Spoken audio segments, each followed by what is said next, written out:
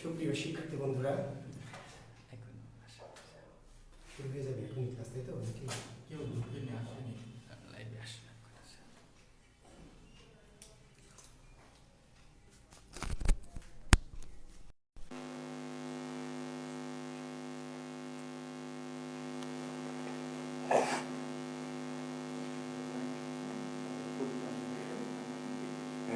Share করলে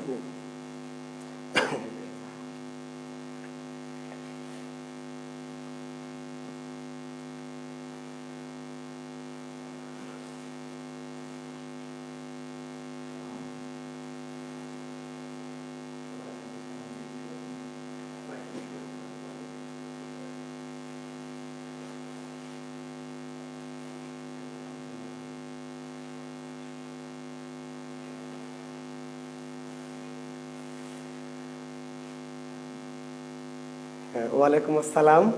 সবাই আমার সাথে যুক্ত হচ্ছ, সবাইকে শুভকামনা জানাচ্ছি।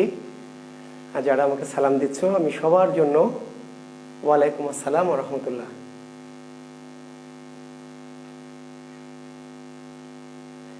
সুপ্রিয় শিক্ষার্থী বন্ধুরা, সবাই একটু যুক্ত হয়ে নিক। আমরা একটুখানি হয়তো 1 মিনিট থাকছি। অনেক শিক্ষার্থী যারা একটু যুক্ত হতে হয়তো একটু সময় লাগবে, 1 মিনিটের মতো। আমরা পরেই সবাই যুক্ত হয়ে পড়লে আমরা আমাদের আনুষ্ঠানিকতা শুরু করব।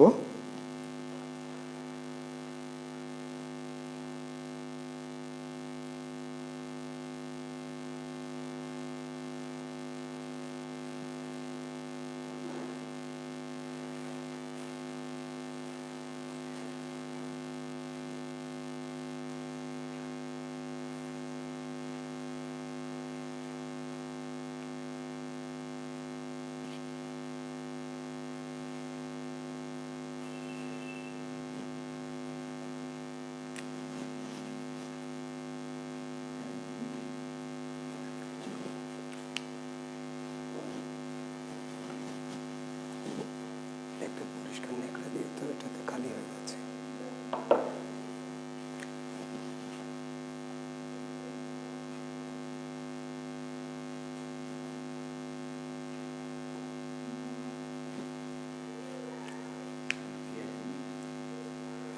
শিক্ষার্থী বন্ধুরা, আমার কথা পরিষ্কার শোনা যাচ্ছে কিনা তোমরা একটু আমাকে একটু কমেন্ট করে জানাও যে আমার কথাগুলি পরিষ্কার শুনতে পাচ্ছ নাকি শুনতে কোনো সমস্যা হচ্ছে। একটু সাউন্ডটা আমরা ঠিক করে নিই। যদি তোমাদের কথা শোনা যায় ভালো মতো তাহলে বলো, আর যদি সমস্যা থাকে তাহলে একটু আমাকে নক করো।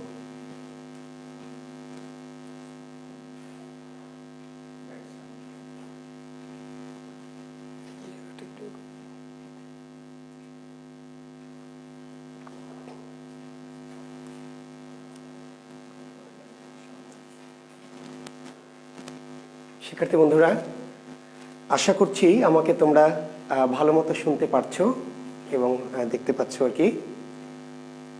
আর সবাই হয়তো যুক্ত হয়ে পড়েছো আমার সঙ্গে।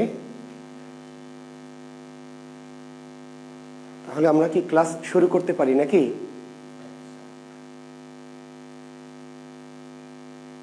Bad sound.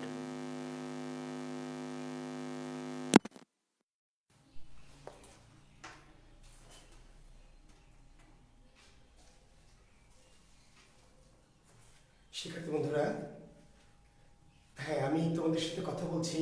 দেখো তো এখন কি শব্দ ভালো শোনা যাচ্ছে আগের চেয়ে, না আগের চেয়ে আরো খারাপ শোনা যাচ্ছে?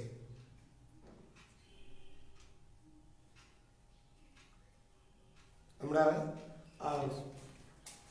বিসিএস প্রস্তুতিমূলক আজকের এই বিশেষ কোর্সে তোমাদের সবাইকে আমি শুভেচ্ছা জানাচ্ছি, স্বাগত জানাচ্ছি। আশা করি তোমরা আমার সাথে যুক্ত হয়েছ। আমার পরিচয় ইতিমধ্যে তোমরা জেনে গেছো, আমার ক্লাসও অনেকে হয়তো দেখেছো। আমি জুয়েল কিবরিয়া, 27তম বিসিএস শিক্ষা ক্যাডারে যুক্ত হয়ে বাংলাদেশ সরকারি শিক্ষক হিসাবে কর্মরত আছি, সহকারী অধ্যাপক হিসাবে যুক্ত আছি তোমাদের সঙ্গে। আর জাকির বিসিএস স্পেশালের সাথে আমি যুক্ত হয়েছি তোমাদেরকে একটু সেবা দেওয়ার জন্য এবং তোমাদের সাথে বাংলা ভাষা ব্যাকরণ নিয়ে একটু আমার নিজের অভিজ্ঞতা শেয়ার করার জন্য। আশা করি আমরা যেই 25টি ক্লাস অর্থাৎ 2 মাসের মতো আমাদের কোর্স প্ল্যান। এই 2 মাস আমরা সবাই মিলে একটি সুন্দর বাংলা ব্যাকরণ আমরা শিখতে পারবো এবং একটি পরিপূর্ণ ব্যাকরণ কোর্স আমরা করব, যাতে আমাদের বিসিএস তো অবশ্যই এবং বাংলাদেশের যত রকম পরীক্ষা আছে সেই পরীক্ষার ব্যাকরণ থেকে যে কোনো প্রশ্ন এলেই আমরা যেন সেটি নির্ভুলভাবে সলভ করতে পারি, সেই প্রত্যাশা এবং প্রত্যয় নিয়ে আমরা এই কোর্সটি শুরু করছি। তো সবার জন্য শুভকামনা থাকলো, সবাইকে আমার কোর্সে স্বাগত জানাচ্ছি। এবং একটি কথা আমি বলেছিলাম যে আমার প্রতি বিশ্বাস রাখার জন্য আপনাদের প্রতি আবারও কৃতজ্ঞতা, এবং আমি একটি প্রতিশ্রুতি দিয়েছি যে আমি বিশ্বাসের মর্যাদা রক্ষা করব। তো দেশ এবং বিদেশের বিভিন্ন শিক্ষার্থী যারা আমাদের সাথে যুক্ত হয়েছেন সবার প্রতি আবারও শুভেচ্ছা শুভকামনা জানিয়ে আমরা আজকের ক্লাস শুরু করছি।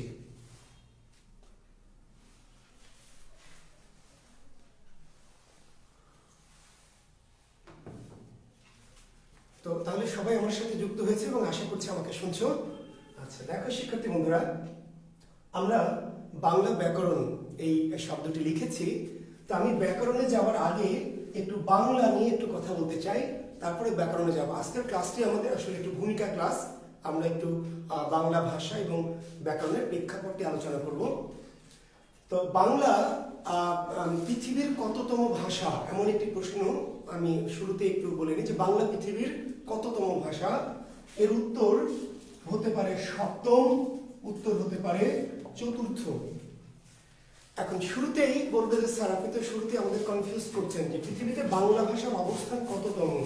উত্তর হতে পারে সপ্তম, উত্তর হতে পারে চতুর্থ। কিভাবে?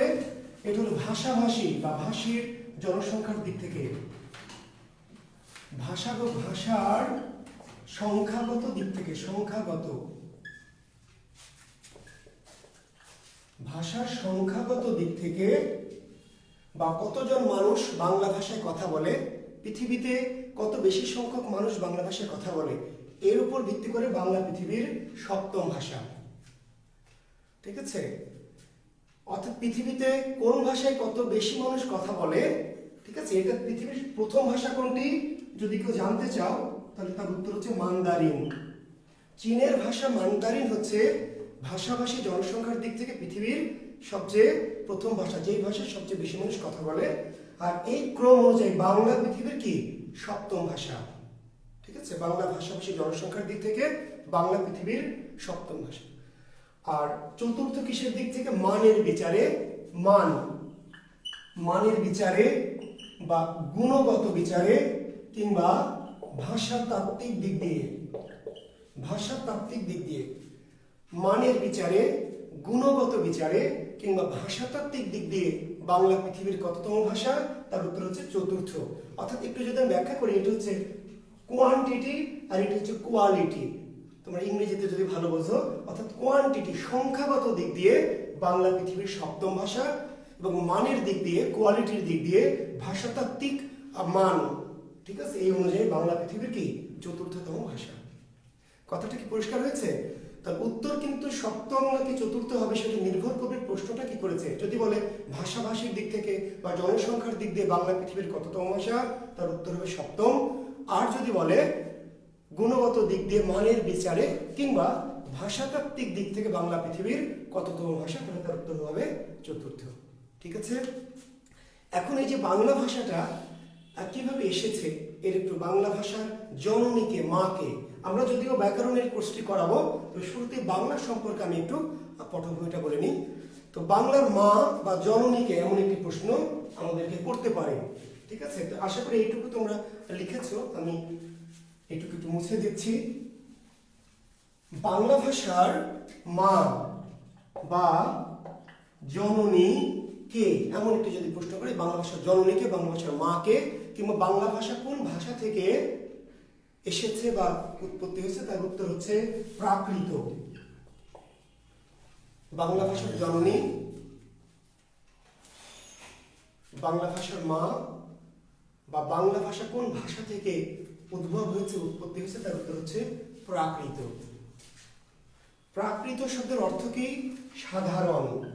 প্রাকৃত শব্দের অর্থ হচ্ছে সাধারণ। তাহলে প্রাকৃত ভাষা অর্থ কি? সাধারণ ভাষা বা সাধারণের ভাষা। ঠিক আছে শিক্ষার্থী বন্ধুরা? তাহলে বাংলা ভাষা কোন ভাষা থেকে এসেছে বা কোন ভাষা থেকে বাংলা ভাষা উদ্ভব হয়েছে, এর উত্তর হচ্ছে প্রাকৃত ভাষা। এই প্রাকৃত শব্দের অর্থ কি? সাধারণ। তাহলে প্রাকৃত ভাষার অর্থ কি? সাধারণ ভাষা। অর্থাৎ প্রাচীন ভারতের প্রাকৃত বা সাধারণ ভাষা থেকে বাংলা ভাষার উৎপত্তি হয়েছে। এখন এইখানে একটি ঝামেলা হলো যে কোন প্রাকৃত থেকে। শিক্ষার্থী বন্ধুরা ধরে নিন যে এটি হচ্ছে আমাদের প্রাচীন ভারতবর্ষ, আমি ধরে নিচ্ছি, হ্যাঁ, অর্থাৎ আমি একটা ধরে নিচ্ছি এটা হলো আমাদের প্রাচীন ভারতবর্ষ, এটা আমি অনুমান করছি প্রাচীন ভারত। এখন এই সমস্ত ভারতবর্ষের ভাষার নাম হচ্ছে প্রাকৃত, ঠিক আছে। এখন দেখেন একটু মজার বিষয় যে আমাদের এখন যে বাংলাদেশ, আমি যদি এইভাবে একটু ইন্ডিকেট করি, যদিও আসলে আমি ঠিক সুন্দর করে আঁকাচ্ছি না, আমি জাস্ট একটু অনুমান করছি যে এটা আমাদের বাংলাদেশ, আমরা ধরে নিই। আচ্ছা আমি একটু চেষ্টা করি, দেখা যাক। আচ্ছা ধরে নিচ্ছি আমি এই দেশটা হলো বাংলাদেশ। তা এই বাংলাদেশের ভাষা কি? বাংলা, তাই না? কোনো সন্দেহ আছে আপনাদের? বাংলাদেশের ভাষা হচ্ছে কি? বাংলা। কিন্তু দেখেন বাংলাদেশের রাজশাহী অঞ্চলের ভাষা,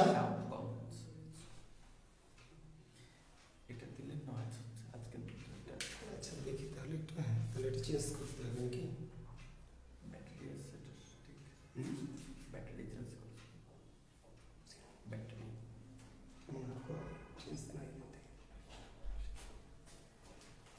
ব্যাটারি লাগতে বলবে তো, কি ব্যাটারি লাগবে একটু বলবেন?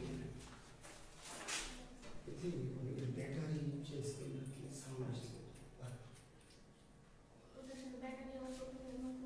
ব্যাটারিটা নাই এখন, ব্যাটারি ট্রাই করি। সমস্যাটা শব্দের সমস্যা হচ্ছে তোমাদের? কি শব্দ কি মানে আসতে যাচ্ছে নাকি? আচ্ছা আরেকবার একটু আমরা দেখি, স্পিকারটা একটু আর একটু লাগাচ্ছি, দেখা যাক।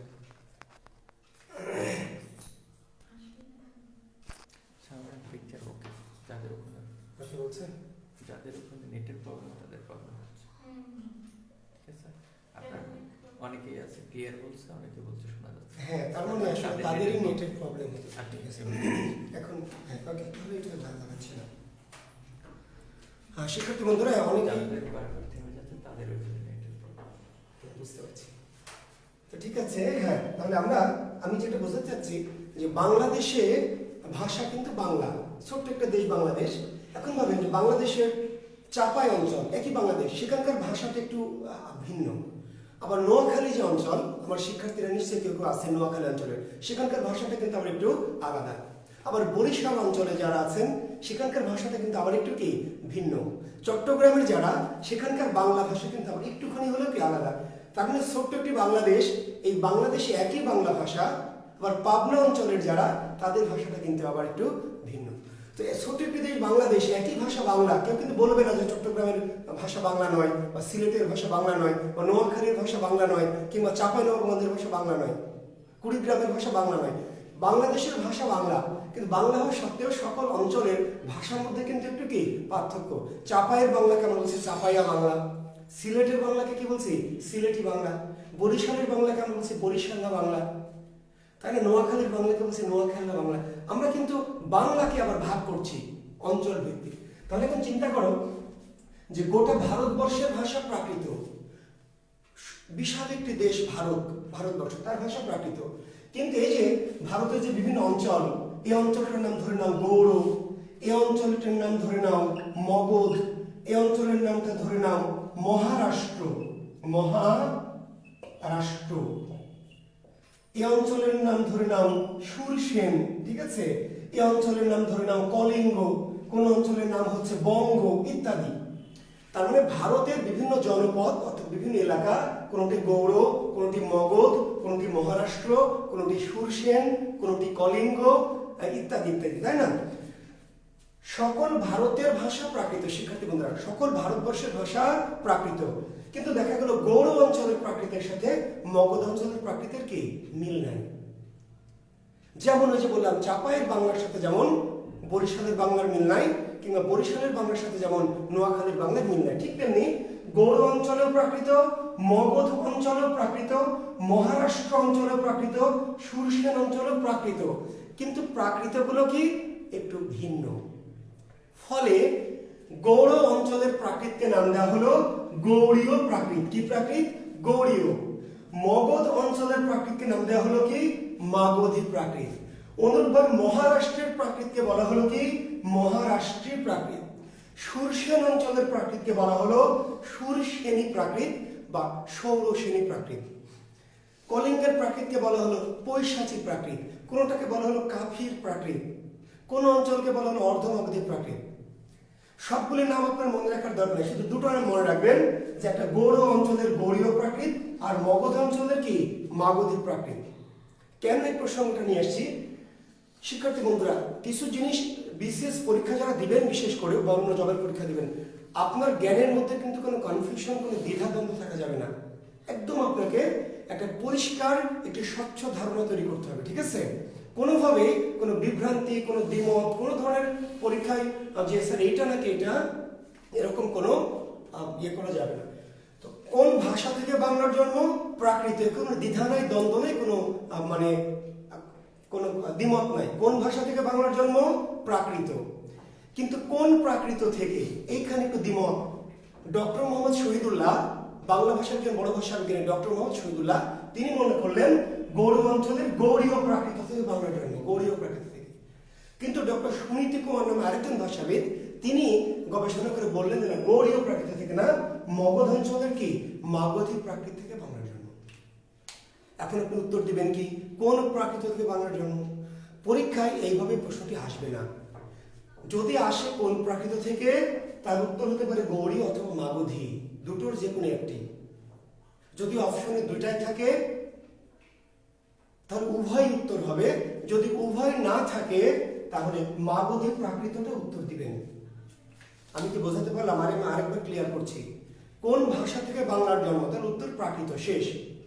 ডক্টর শহীদুল্লাহর মতো কোন প্রাকৃত থেকে বাংলার জন্ম? গৌড়ীয় প্রাকৃত থেকে। ডক্টর সুনীতি কুমারের মতো কোন প্রাকৃত থেকে? মাগধী প্রাকৃত। কোনো মত চাইনি, শুধু বলেছে কোন প্রাকৃত থেকে বাংলার জন্ম। তাহলে অপশনে গৌড়ীয় থাকলে গৌড়ীয় উত্তর, মাগধী থাকলে মাগধী উত্তর, দুটোই আছে অপশনে।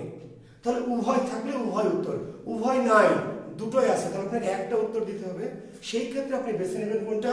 মাগধী। আধুনিক যারা ভাষাবিদ, ডক্টর হুমায়ুন আজাদ বা এই যে পরবর্তীকালে যারা ভাষাবিদ, তাদের মতে মাগধী প্রাকৃতকেই কি গ্রহণ করছে। ফলে আপনারা যদি কোনো মত না চাই বা আধুনিক ভাষাবিদদের মতে, তার উত্তর আমরা দিব মাগধী প্রাকৃত। তাহলে এই কথাটা কি ক্লিয়ার হয়েছে? তাহলে কোন ভাষা থেকে বাংলার জন্ম? প্রাকৃত থেকে। কোন প্রাকৃত থেকে? ডক্টর শহীদুল্লাহর মত চাইলে গৌড়ীয় প্রাকৃত, ডক্টর সুনীতি কুমারের মত চাইলে কি মাগধী প্রাকৃত। কোনো মত যদি না থাকে, দুটার যে কোনো একটা, আর দুটোই যদি থাকে একটা উত্তর দিতে, তাহলে মাগধী প্রাকৃত। ক্লিয়ার? ওকে। এখন এই যে আমরা প্রাকৃত ভাষা থেকে আমরা পেলাম কি, একটি আমরা পেলাম গৌড়ীয় প্রাকৃত, আরেকটি পেলাম কি মাগধী প্রাকৃত। এই গৌড়ীয় প্রাকৃত কিংবা মাগধী প্রাকৃত যাই বলি না কেন, এই প্রাকৃতের পরবর্তী স্তরের নাম কি? অপভ্রংশ। প্রাকৃতের পরবর্তী স্তরের নাম অপভ্রংশ। অপভ্রংশ। প্রাকৃত ভাষা মানুষের মুখে মুখে বিকৃত হয়ে, পরিবর্তিত হয়ে একটা নতুন স্তর, নতুন একটি চেহারা পেল, তার নাম কি? অপভ্রংশ। ভ্রংশ শব্দের অর্থ কি? ভ্রষ্ট বা নষ্ট বা বিকৃত। ভ্রংশ শব্দের অর্থ ভ্রষ্ট বা নষ্ট বা বিকৃত। তাহলে প্রাকৃত ভাষাটি মানুষের মুখে মুখে চলতে চলতে, ঠিক আছে, একটি নতুন একটু চেহারা পেলে, তার নাম অপভ্রংশ। এটিকে বলে স্তর। তাহলে বাংলা ভাষা কোন স্তর থেকে জন্ম নিয়েছে? অপভ্রংশ। এই অপভ্রংশ ভাষাটাকে পরবর্তীতে একটু আরেকটু মডিফাই করে, একটু ঘষে মেজে নতুন একটা রূপ দেওয়া হয়েছে, এর নাম হলো বঙ্গ কামরূপী। বঙ্গ কামরূপী। প্রাকৃতের মাগধী প্রাকৃত বলি আর গৌড়ী প্রাকৃত বলি, প্রাকৃতের পরবর্তী স্তরটির নাম কি? অপভ্রংশ। অপভ্রংশ। আর এই অপভ্রংশের পরবর্তী রূপটির নাম হচ্ছে বঙ্গ কামরূপী। বঙ্গ কামরূপী। এই বঙ্গ কামরূপী থেকে দুটি ভাষার জন্ম হয়েছে। একটির নাম হচ্ছে বাংলা, নিচে কি দেখা যাচ্ছে? একটির নাম হচ্ছে বাংলা, আরেকটির নাম হলো অসমীয়া। বঙ্গ কামরূপী নামক রূপটি থেকে দুটি ভাষার জন্ম, একটি বাংলা আর একটি অসমিয়া। ভারতের আসাম প্রদেশের ভাষা অসমিয়া। যদিও আসামকে অনেকে চাচ্ছে যে আসামটা আলাদা, তাই না, বিস্তীর্ণতাবাদী, আপনারা জানেন অনেকে, আমরা সেদিকে যাচ্ছি না। আমরা বলছি যে বঙ্গ কামরূপী নামক রূপ থেকে বাংলা এবং অসমিয়া নামক দুটি ভাষার জন্ম হয়েছে।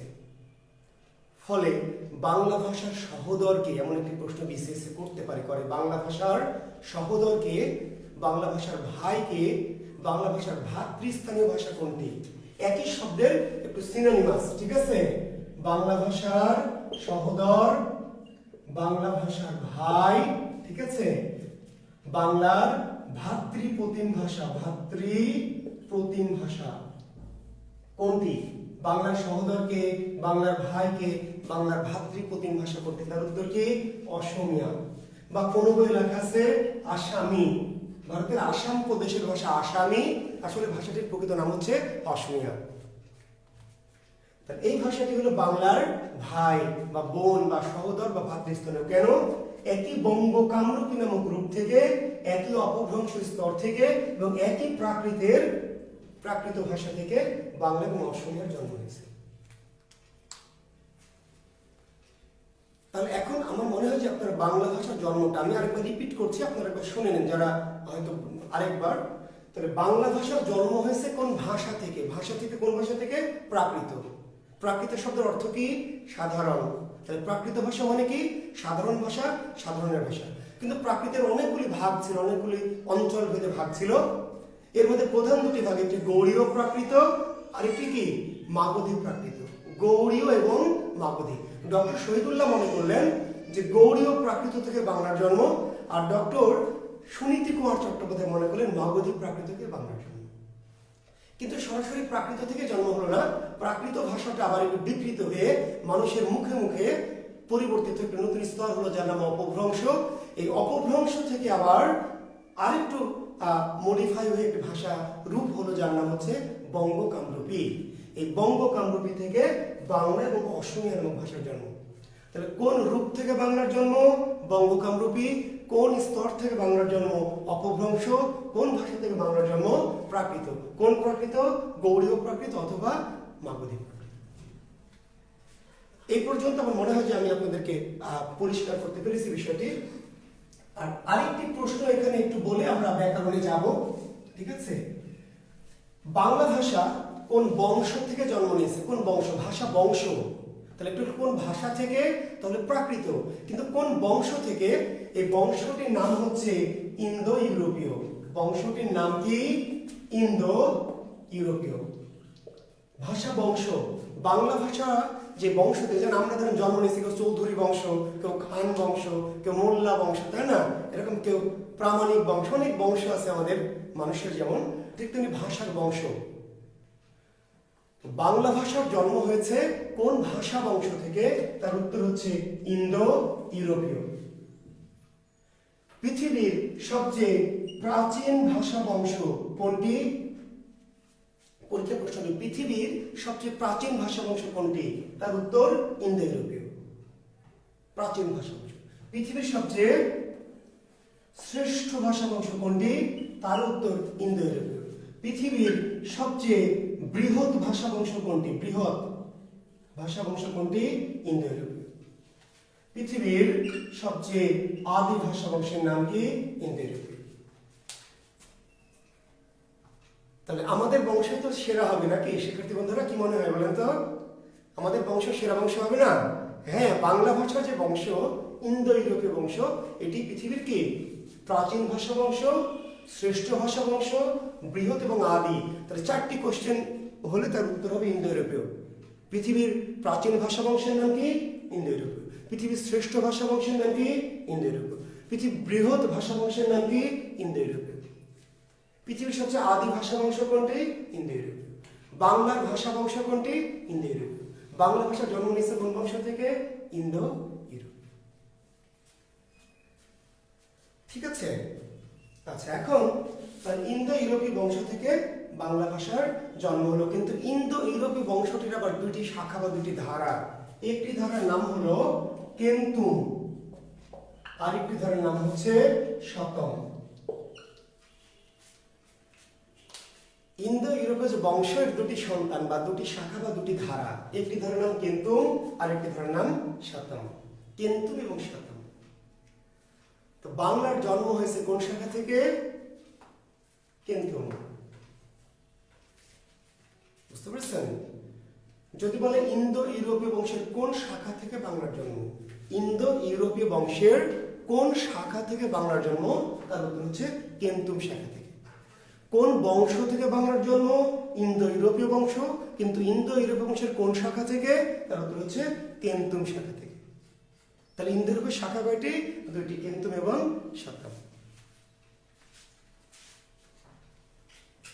তো এই হচ্ছে আমাদের বাংলা ভাষার উদ্ভব। যদিও আরো অনেক কথা বলা যায় বাংলা ভাষার উদ্ভব নিয়ে, পুরো একটি ক্লাস নেওয়া যায়, কিন্তু আমরা অনেক বেশি একেবারে গভীর ভাষাবিদ হওয়ার জন্য আসলে এই কোর্সটি করছি না। আমরা করছি যে আমরা যাতে বাংলাদেশের সকল প্রতিযোগিতামূলক পরীক্ষায়, বিশেষ পরীক্ষা সহ অন্যান্য পরীক্ষায় যেই ধরনের তথ্যগুলি আমাদের প্রয়োজন হবে, আমরা সেই তথ্যগুলির মধ্যে সীমাবদ্ধ থাকবো। আমরা অযথায় অনেক তথ্য কিংবা অনেক জ্ঞান, মানে পাণ্ডিত্যপূর্ণ আলোচনা দিয়ে মানে ভারাক্রান্ত করবো না। বুঝতে পেরেছেন? আমরা এখানে ভাষাবিদ হওয়ার জন্য কিন্তু কেউ আসেনি। আমরা এসেছি সুন্দরভাবে, পরিষ্কার করে, নিখুঁতভাবে এবং সরল করে বাংলা ব্যাকরণ শিখবো। কোনটুকু যে অংশগুলি আমাদের বিশেষ বা চাকরি জীবনের জন্য বা আমাদের একাডেমিক কাজের জন্য যে তথ্যগুলি লাগবে, ঠিক আছে, সেই ব্যাপারটা আমরা খেয়াল রাখবো। তো আমি বাংলা ব্যাকরণ যদি আমাদের কোর্সের শিরোনাম, তো ব্যাকরণে যাওয়ার আগে আমরা বাংলা ভাষাটা কিভাবে উৎপত্তি হলে এটা আমরা একটু জেনে নিলাম, বা বাংলা ভাষার অবস্থানটা আমরা জেনে নিলাম। তো শিক্ষার্থী বন্ধুরা, এবার আমি চলে আসবো ব্যাকরণ।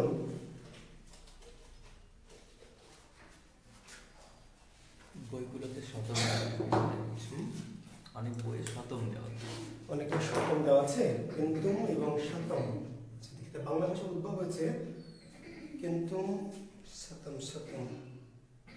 আচ্ছা, তাহলে শতম শাখা কেন্তুম, কেন্তুম হচ্ছে ক,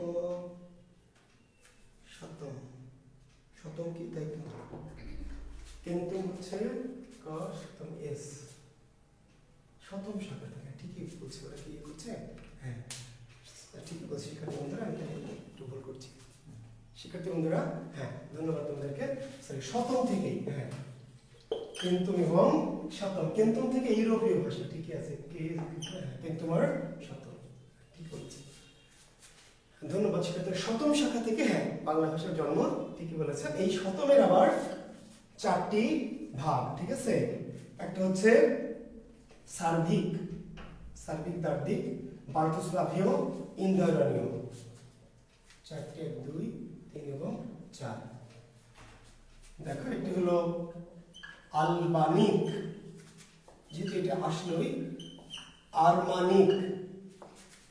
একটি হচ্ছে বাল্টোস্লাভীয়, বাল্টোস্লাভীয়, আর একটি হলো ইন্দো ইরানীয়। ঠিক বলেছেন শিক্ষার্থী বন্ধুরা, সরি, হ্যাঁ। তাহলে ইন্দো ইউরোপীয় শতম শাখা থেকে বাংলার জন্ম। শতম শাখার আবার প্রধান চারটি ভাগ, কি কি? একটা হলো আলবানিক, কি কি একটু লিখে নিতে পারেন এই তথ্যটা। একটি হলো আলবানিক, একটি হলো আরমানিক, একটি হলো বাল্টোস্লাভীয়, আর একটি নাম হচ্ছে ইন্দো ইরানীয়। তাহলে ইন্দো ইউরোপীয় যে শাখাটি, শিক্ষার্থী বন্ধুরা, ইন্দো ইউরোপীয় এই শাখার দুটি ভাগ আমরা বলেছি, কেন্তুম এবং কি শতম। সরি, শতম শাখা থেকে বাংলার জন্ম, এবং সরাসরি শতম থেকে না, শতমের আবার কি চারটি ভাগ, চারটি স্তর, আলবানিক, আরমানিক, বাল্টোস্লাভীয় এবং ইন্দো ইরানীয়। এই ইন্দো ইরানীয় যে শাখাটি, ইন্দো মিন্স ইন্ডিয়া, ইন্দো মানে কি, এখনো কিন্তু ভারতে ইন্দো বাংলা গেমস হয়, ইন্দো বাংলা, ইন্দো মিন্স কি ইন্ডিয়া, ইন্দো, আর এটা ইরানীয় মানে ইন্ডিয়া এবং ইরান অঞ্চলের মধ্যে এই ভাষাটি চালু ছিল, ইন্দো ইরানীয়। ইন্দো ইরানীয় ভাষাটির আবার তিনটি শাখা, একটি হচ্ছে ইন্দো, ইন্দো মানে ইন্ডিয়ান, একটি হচ্ছে ইরানীয় মানে ইরানিয়ান, আর একটি শাখা হচ্ছে সার্বিক বা দার্দিক, সার্বিক এবং কি দার্দিক, সার্বিক, দার্দিক। একটু এই জায়গায় ক্লিয়ার করি। তাহলে ইন্দো ইরানীয় অর্থাৎ শতমের 4টি ভাগ, আলবানিক, Armanik, বাল্টোস্লাভিক, Indo ইরানীয়। Indo ইরানীয় means Indo এবং ইরানীয়। ইন্দো মানে ইন্দো, ইন্দোটাকে আমরা লিখতে পারি ভারতীয়। ইন্দো বা কি ভারতীয়, একটি হচ্ছে ইরানীয়, আর একটি হলো সার্বিক এবং কি দাদ্দিক। ইরানীয় অঞ্চলের ভাষা ইরানীয় থেকে হলো ইরানের যে ভাষা। সার্বিক দাদ্দিক এই যে আমাদের যে বিভিন্ন কিছু স্থান আছে, কিরগিজস্তান, তুর্কমেনিস্তান, ঠিক আছে, তারপরে কাজাকিস্তান, এই টাইপের অঞ্চলের ভাষা হচ্ছে সার্বিক বা দাদ্দিক। আর ভারতের ভাষার নাম হচ্ছে ইন্দো বা ভারতীয়। এই ভারতীয় শাখারই একটি বিশেষ রূপের নাম হচ্ছে প্রাকৃত। ভারতীয়র অনেকগুলি শাখা, ঠিক আছে, পালি, হ্যাঁ, প্রাকৃত, তারপরে হচ্ছে হিন্দ। তো এই প্রাচীন ভারতীয়রই একটি বিশেষ রূপের নাম হচ্ছে বা বিশেষ স্তরের নাম হচ্ছে প্রাকৃত। এবং এই প্রাকৃত থেকে কিন্তু আমরা পরবর্তীতে বাংলার এটা দেখেছি। তা আমি মাঝের এত বড় দেখাতে চাইনি, তারপরে একটু দেখিয়ে রাখলাম। আরেকবার বলছি, তাহলে আমরা কি করলাম, আমরা শতম শাখাটাকে 4 ভাগে ভাগ করলাম। 4টি ভাগ, আলবানিক, আর্মানিক, বাল্টোস্লাভি এবং কি ইন্দো ইরানীয়। ইন্দো ইরানীয় মানে ইন্দো মানে ভারতীয়, ইরানীয় মানে ইরানীয়, আর মাঝামাঝি একটি ভাষার নাম হচ্ছে সার্বিক বা দাদ্দিক। ইন্ডিয়া অঞ্চলে ইন্দো বা ভারতীয়, ইরান অঞ্চল ইরানীয়, আর এর মাঝামাঝি অঞ্চলগুলোতে সার্বিক বা দাদ্দিক। এই যে ইন্দো বা ভারতীয়, এই ভারতীয় ভাষার আবার অনেক শাখা প্রশাখা। তার একটি ভাষার নাম হচ্ছে, একটি স্তরের নাম হচ্ছে প্রাকৃত। এই প্রাকৃত থেকে পরবর্তীতে আবার নানান ভাগে কি বাংলা তৈরি হয়েছে, সেটি আমরা ছকের মাধ্যমে দেখিয়েছি, ঠিক আছে। আমরা তাহলে বাংলা ভাষার উদ্ভব, আসলে অনেক উদ্ভব নিয়ে অনেক মতাদর্শ আছে, অনেক রকমের মানে গবেষণা আছে, অনেক কথা আছে, যেগুলি আমরা অনেক গভীর কথাবার্তায় আমরা বলেছি যে আমরা যেতে চাচ্ছি না। কারণ ভাষাতত্ত্বের আলোচনাটা আমরা খুব মুখ্য করে করতে চাচ্ছি না, আমরা মূলত ব্যাকরণের আলোচনাটাই মুখ্য করে করব বলে পোস্টার টাইটেলটা দিয়েছি। এখন লিখবেন ব্যাকরণ। প্রথম একটি প্রশ্ন লিখবেন, ব্যাকরণ কি? শিক্ষার্থী বন্ধুরা একটি গুরুত্বপূর্ণ প্রশ্ন লিখবেন, ব্যাকরণ কি? এর উত্তর আপনাদের জানা আছে? কেউ কি একটু লিখবেন কমেন্টসে, ব্যাকরণ কি, এর উত্তর জানা আছে কিনা? ব্যাকরণ কি? কেউ লেখেন তো একটু দেখি, ব্যাকরণ কি?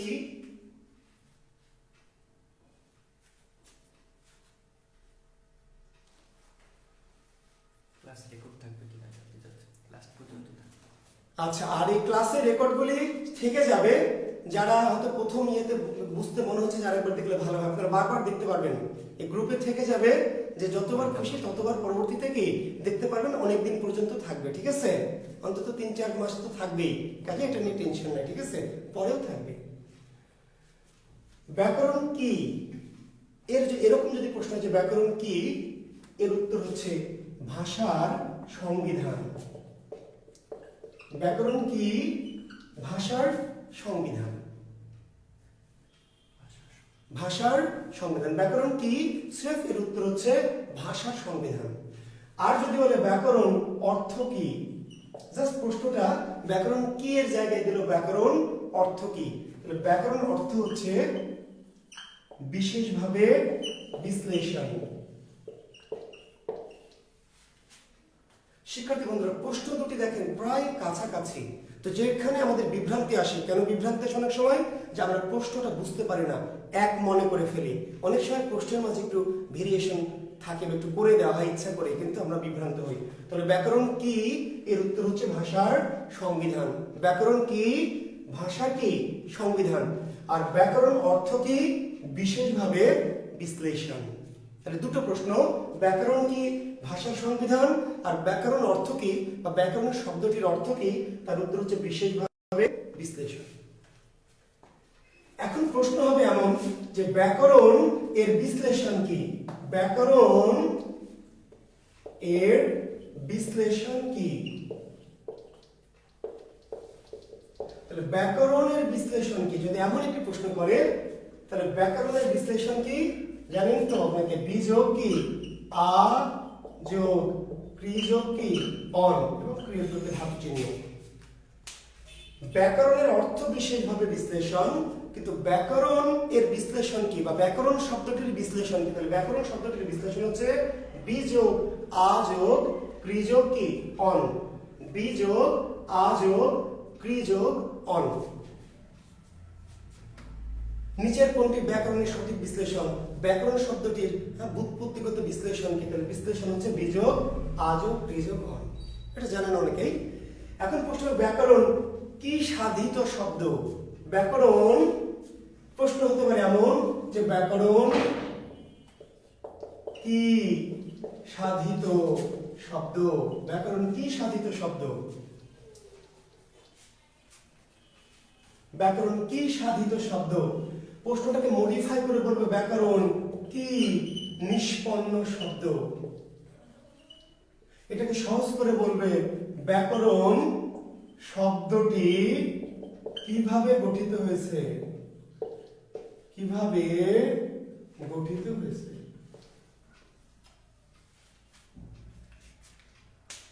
একই প্রশ্ন কিন্তু প্রশ্নটাকে মডারেট করা হয়েছে। তাহলে ব্যাকরণ শব্দটি কিভাবে গঠিত হয়েছে, একই প্রশ্ন করবে যে ব্যাকরণ কি সাধিত শব্দ, একই প্রশ্ন করবে ব্যাকরণ কি নিষ্পন্ন শব্দ বা ব্যাকরণ শব্দটি কিভাবে নিষ্পন্ন হয়েছে।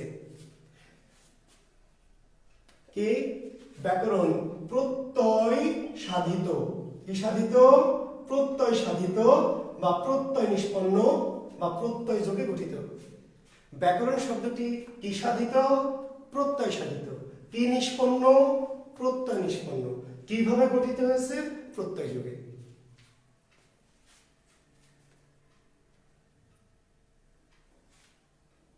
যদি বলে ব্যাকরণের সঠিক প্রকৃতি প্রত্যয় কোনটি, তাহলে যে ব্যাকরণের সঠিক প্রকৃতি প্রত্যয়, ব্যাকরণের প্রকৃতি প্রত্যয় কি? বি যোগ আ যোগ ক্রি যোগ অন। ব্যাকরণ কোন প্রত্যয় সাধিত শব্দ? তার উত্তর হবে কি কৃৎ প্রত্যয় সাধিত শব্দ। কৃৎ প্রত্যয়। কেন কৃৎ প্রত্যয়? এই যে রুট আছে, তা আমরা প্রত্যয় নিয়ে আমাদের ক্লাস আছে, আমরা আলোচনা করব, তখন আমি বিশদ ব্যাখ্যায় যাব। শুধু বলে রাখি যে ব্যাকরণ কি সাধিত? প্রত্যয় সাধিত, প্রত্যয় নিষ্পন্ন শব্দ। আর ব্যাকরণ কোন প্রত্যয় সাধিত শব্দ? কৃৎ প্রত্যয় সাধিত। ঠিক আছে, ব্যাকরণের প্রকৃতি প্রত্যয় কি? তাহলে এই যে এটাই প্রকৃতি প্রত্যয়, বি যোগ আ যোগ ক্রি যোগ কি অন। ঠিক আছে না? এখন ব্যাকরণ কি জাতীয় শব্দ? ব্যাকরণ কি জাতীয় শব্দ? কি জাতীয়? অনেক সময় প্রশ্ন বুঝতে অসুবিধা হবে। শিক্ষার্থী বন্ধুরা, প্রশ্ন যদি না বোঝেন তাহলে উত্তর কিন্তু বুঝতে পারবেন না। উত্তর বোঝা পরে, প্রশ্নটি বোঝা আগে বড় কাজ। প্রশ্ন বুঝতে হবে, পরীক্ষকের প্রশ্নের ইমেজ বুঝতে হবে, মিনিং বুঝতে হবে। ব্যাকরণ এবার কি জাতীয় শব্দ? কি জাতীয়? এর উত্তর কি? ব্যাকরণ কি জাতীয় শব্দ? এর উত্তর হচ্ছে তৎসম বা কি সংস্কৃত। তৎসম বা সংস্কৃত। ব্যাকরণ কি জাতীয় শব্দ? এর উত্তর হচ্ছে তৎসম বা সংস্কৃত।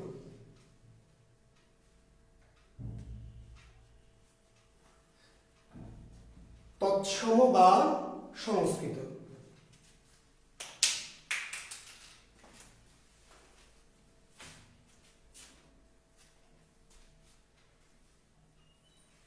ব্যাকরণ শব্দটি কোন ভাষার শব্দ? বলতে পারে ব্যাকরণ শব্দটির উৎস ভাষা কি? উৎস ভাষা কি? একই প্রশ্নের মডারেট রূপ, একই প্রশ্নের রূপ। বুঝতে পারলেন? তার মানে পরীক্ষক কি করে? প্রশ্নটাকে মডারেট করে কেন? আপনাকে বিভ্রান্ত করার জন্য, যাতে আপনি শুধু পড়েছেন ব্যাকরণ কি জাতীয় শব্দ, তৎসম। ব্যাকরণ উৎস ভাষা কি? তাহলে ব্যাকরণ শব্দটির উৎস ভাষা কি? তৎসম সংস্কৃত। ব্যাকরণ শব্দটি কোন ভাষার শব্দ? তৎসম সংস্কৃত। ব্যাকরণ শব্দটি কোন ভাষা থেকে আগত? তৎসম সংস্কৃত। অথবা ব্যাকরণ কি জাতীয় শব্দ? কি জাতীয়? তৎসম সংস্কৃত। ক্লিয়ার? একই উত্তর, কিন্তু প্রশ্ন কি আলাদা, প্রশ্ন মডিফাইড। আচ্ছা, এটি কিন্তু পরীক্ষা। তাহলে আমরা এই প্রশ্নটা রিপিট করছি। ব্যাকরণ কি জাতীয় শব্দ? তৎসম সংস্কৃত। ব্যাকরণ শব্দটি কোন ভাষার শব্দ? তৎসম সংস্কৃত। ব্যাকরণ শব্দটির উৎস ভাষা কি বা কোন ভাষা থেকে উৎপত্তি হয়েছে বা আগত হয়েছে? তার উত্তর তৎসম বা সংস্কৃত।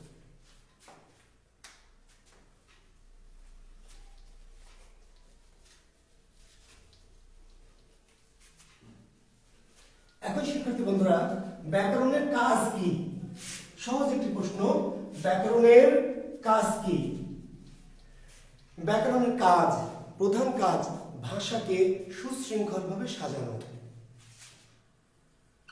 ব্যাকরণের কাজ, প্রধান কাজ হলো ভাষাকে সুশৃঙ্খলভাবে কি সাজানো। ভাষাকে সুশৃঙ্খলভাবে সাজানো। ব্যাকরণের প্রধান কাজ হচ্ছে ভাষাকে সুশৃঙ্খলভাবে সাজানো। এর পাশাপাশি ব্যাকরণ কি করে? ভাষাকে বিশ্লেষণ করে। ভাষাকে বিশ্লেষণ করে, ঠিক আছে? তারপর আর কি করে? ভাষাকে বিশ্লেষণ করে, ভাষাকে সংহত করে।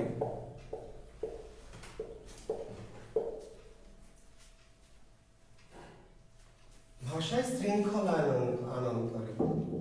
ভাষায় শৃঙ্খলা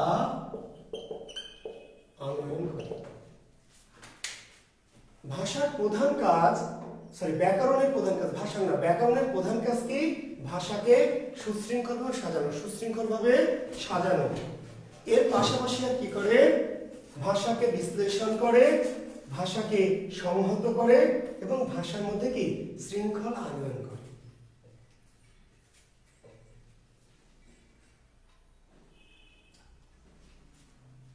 ঠিক আছে?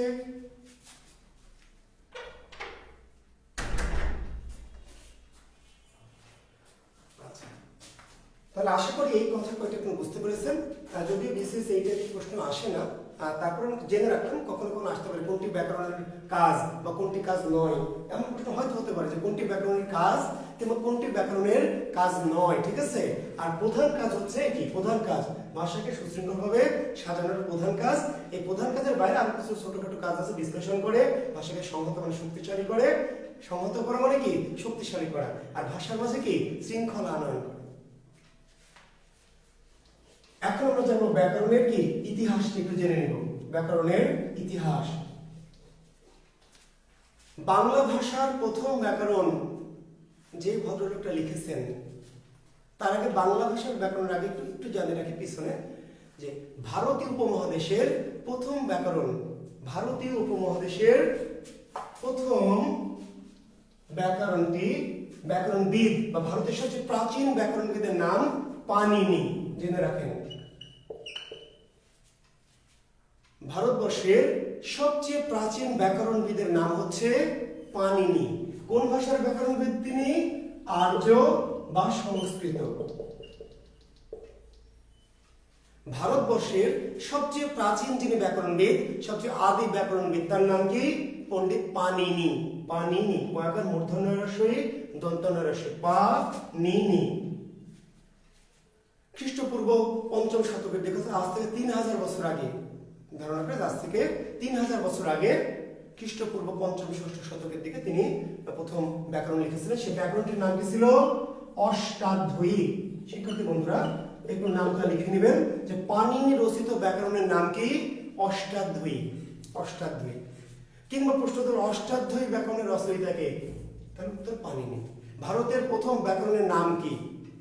অষ্টাধ্যায়ী। আবার কোন কোন গবেষক এমনও বলেছেন যে পৃথিবীর সবচেয়ে প্রথম ব্যাকরণ অষ্টাধ্যায়ী। এমনও বলেছেন যে পৃথিবীতে এর আগে কোনো ব্যাকরণ রচিত হয়নি। অর্থাৎ ভারতবর্ষের তো বটেই, পৃথিবীরও সবচেয়ে প্রাচীন ভাষা মানে ব্যাকরণের নাম হচ্ছে অষ্টাধ্যায়ী। তো পৃথিবীর কিনা এটা নিয়ে একটু গবেষকদের মাঝে দ্বিমত আছে। তবে ভারতবর্ষের যে প্রথম ব্যাকরণ অষ্টাধ্যায়ী, ভারতবর্ষের গোটা ভারত উপমহাদেশে, সেটা নিয়ে কোনো সন্দেহ নেই। ভারতবর্ষের সবচেয়ে প্রাচীন ব্যাকরণের নাম অষ্টাধ্যায়ী এবং সবচেয়ে প্রাচীন ব্যাকরণবিদ বা আদি ব্যাকরণবিদের নাম কি? পাণিনি। আর এই ব্যাকরণটি বাংলা ভাষায় নয়, তাই না? কোন ভাষায়? আর্য বা কি সংস্কৃত ভাষায়। আর্য বা সংস্কৃত ভাষায় লেখা। আর আমরা যেহেতু বাংলা ব্যাকরণের আলোচনা করছি, তো বাংলা ভাষায় বাংলা ভাষার প্রশ্নটি লিখবেন, কারণ আছে। বাংলা ভাষার প্রথম ব্যাকরণ রচয়িতা কে? বাংলা ভাষার প্রথম ব্যাকরণ রচয়িতা কে? বাংলা ভাষার প্রথম ব্যাকরণ রচয়িতা কে? এমন একটি প্রশ্ন হবে। আপনারা কি জানেন? আচ্ছা, উত্তরটা লেখার দরকার নেই, আমি জাস্ট এমনি করতে হলো, আপনারা মনে মনে বলেন, দেখে ওর সাথে মিলে কিনা। বাংলা ভাষার প্রথম ব্যাকরণ রচয়িতার নাম ম্যানুয়েল দা আসুনসাও।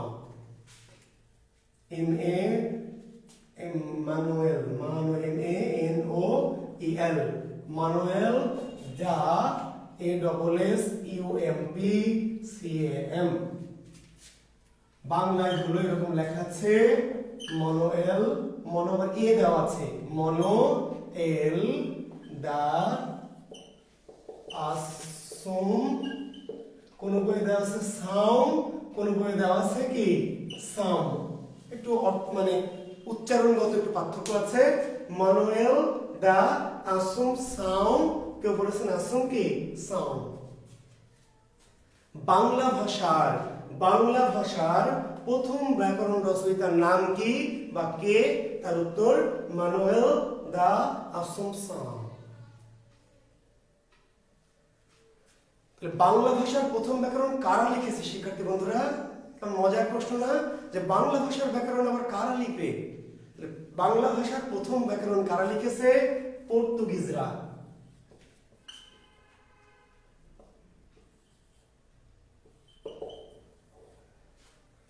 বাংলা ভাষার ব্যাকরণ প্রথমে বাঙালিদের দ্বারা রচিত হয়নি। বাংলা ভাষার ব্যাকরণ প্রথম যিনি লিখেছেন সে ভদ্রলোক পর্তুগিজ পাদ্রী মানুয়েল দা আসুনসাও। পর্তুগিজ পাদ্রী মানুয়েল দা আসুনসাও বাংলা ভাষার প্রথম কি ব্যাকরণের রচয়িতা। 1734 সালে এই ভদ্রলোক ব্যাকরণটি লিখেছিলেন, যদিও ব্যাকরণটির প্রকাশকাল হচ্ছে 1743। দুটি সাল মনে রাখবেন, একটু হচ্ছে রচনাকাল। রচনা করেছেন 1734 সালে, কিন্তু প্রকাশিত হয়েছে কত সালে? প্রকাশিত 1743 সালে। বাংলা ভাষার প্রথম ব্যাকরণ কত সালে প্রকাশিত হয়? বাংলা ভাষার প্রথম ব্যাকরণ প্রকাশিত হয় 1743 সালে। কোথা থেকে প্রকাশিত হয়? পর্তুগালের রাজধানী লিসবন। পর্তুগালের রাজধানী লিসবন। বাংলা ভাষার প্রথম ব্যাকরণ কোথা থেকে প্রকাশিত হয়? এর উত্তর হচ্ছে পর্তুগালের রাজধানী লিসবন থেকে।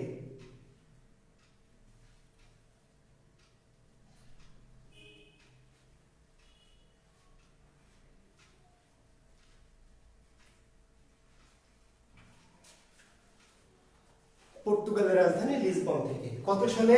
1734 সালে প্রকাশিত হয়। বাংলা ভাষার প্রথম ব্যাকরণ কোন ভাষায় রচিত হয়েছে এমন একটি প্রশ্ন হবে। বাংলা ভাষার প্রথম ব্যাকরণ কোন ভাষায় রচিত হয়েছে? এখন শিক্ষার্থী বন্ধুরা আরো মজার প্রশ্ন, যে বাংলা ভাষার ব্যাকরণ কোন ভাষায় রচিত হয়েছে, এ আবার কি জিনিস? ব্যাকরণটি বাংলা ভাষার, আর রচিত হয়েছে আবার কোন ভাষায়? তো বাংলা ভাষার প্রথম যে ব্যাকরণ, বাংলা ভাষার ব্যাকরণ দেখেন, বাংলা ভাষায় রচিত হয়নি। বাংলা ভাষার প্রথম ব্যাকরণ রচিত হয়েছে কোন ভাষায়? রচিত হয়েছে পর্তুগিজ ভাষায়। বাংলা ভাষার প্রথম ব্যাকরণ রচিত হয়েছে কোন ভাষায়? পর্তুগিজ ভাষায়। কেন? এই ব্যাকরণটি তো পর্তুগিজরা লিখেছে, আমাদের জন্য না। কাদের জন্য? পর্তুগিজদের জন্য। ভালো করে শুনবেন, বাংলা ভাষার প্রথম ব্যাকরণ কাদের জন্য রচিত হয়েছে? পর্তুগিজদের জন্য। এই পর্তুগিজরা বাংলা ব্যাকরণ লিখেছে আমাদের বাংলা শেখার জন্য না, পর্তুগিজদের বাংলা শেখানোর জন্য। ফলে এই ব্যাকরণটি বাংলা ভাষার, কিন্তু রচিত হয়েছে কোন ভাষায়? পর্তুগিজ ভাষায়। আর যদি বলে বাংলা ভাষার প্রথম ব্যাকরণ কোন ভাষায় মুদ্রিত হয়েছে, মুদ্রিত বা প্রকাশিত হয়েছে, কোন ভাষায়, কিংবা কোন বই লেখা আছে কোন কি হরফে, হরফে ভাষায় ঠিক না, এই জায়গায় কোন কি হরফ মুদ্রিত হয়েছে? তার উত্তর হচ্ছে রোমান, রোমান হরফ। আমি জানি না আপনি মজা পাচ্ছেন নাকি মানে বিভ্রান্ত হয়ে যাচ্ছেন। বাংলা ভাষার ব্যাকরণ লেখা হলো কোন ভাষায়? পর্তুগিজ ভাষায়। ছাপানো হলো আবার মুদ্রিত হলো কোন ভাষায়? রোমান হরফে। কি একটা আজব ব্যাকরণ! ব্যাকরণটি কোন ভাষার? বাংলা ভাষার। বাংলা ভাষার ব্যাকরণ, কিন্তু যেহেতু পর্তুগিজরা লিখেছিল কাজে তারা বাংলা ভাষার ব্যাকরণ লিখেছে কোন ভাষায়? তাদের ভাষায়, পর্তুগিজ ভাষায়। কিন্তু এটি প্রকাশ করেছে, মুদ্রিত করেছে কোন ভাষায় বা কোন হরফে? রোমান। এইটাকে আমি একটু ব্যাখ্যা করবো আপনাদের বোঝার জন্য, যাদের বুঝতে কষ্ট হচ্ছে যে স্যার এটা আবার কেমন কথা, ব্যাকরণ বাংলা ভাষা, লেখা হলো পর্তুগিজ ভাষায়, ছাপানো হলো রোমান হরফে, এটা কেমনে? একটু আমি ব্যাখ্যা দেবো, আমার মনে হয় যে আপনারা বুঝতে পারবেন আমার কথাটা আমি কি বোঝাতে চাচ্ছি। শিক্ষার্থী বন্ধুরা দেখেন, এখন তো মোবাইলে বাংলা হরফ আছে, ইংরেজি আছে, তাই না? আরবি, অনেক গ্রিক, আপনি যে কোনো ভাষা লিখতে চাইলে মোবাইলে কিন্তু ভাষা ল্যাঙ্গুয়েজ সেট আপ দিলে চলে আসবে। কিন্তু যখন মোবাইল প্রথম শুরু হয়, তা আমরা যখন প্রথম মোবাইল ব্যবহার করি 99 সাল বা 2000 সাল বা 2001 সালে, তখন মোবাইলে শুধু ইংরেজি অপশন, ইংরেজি কিংবা বাংলা একটা অন্য কিছু থাকলে আমরা তখন জানতাম না, শুধু ইংরেজি আসতো, কিবোর্ডে ইংরেজি আছে, ইংরেজি আসছে। তখন ভাবেন যে আমি একটা SMS লিখবো বা মেসেজ লিখবো বান্ধবীকে, তো আমি লিখছি যে জান আমি তোমাকে কত ভালোবাসি, ভালোবাসি। সেটা যদি তুমি বুঝতে তাহলে আমাকে কষ্ট দিতে পারতে না। এখন এই মেসেজটা আমি কোন ভাষায় লিখেছি বলেন তো? জান আমি তোমাকে কত ভালোবাসি সেটা যদি বুঝতে তাহলে আমাকে এভাবে ছেড়ে চলে যাবে। মেসেজটা লিখেছি কোন ভাষায়? বাংলা ভাষায়।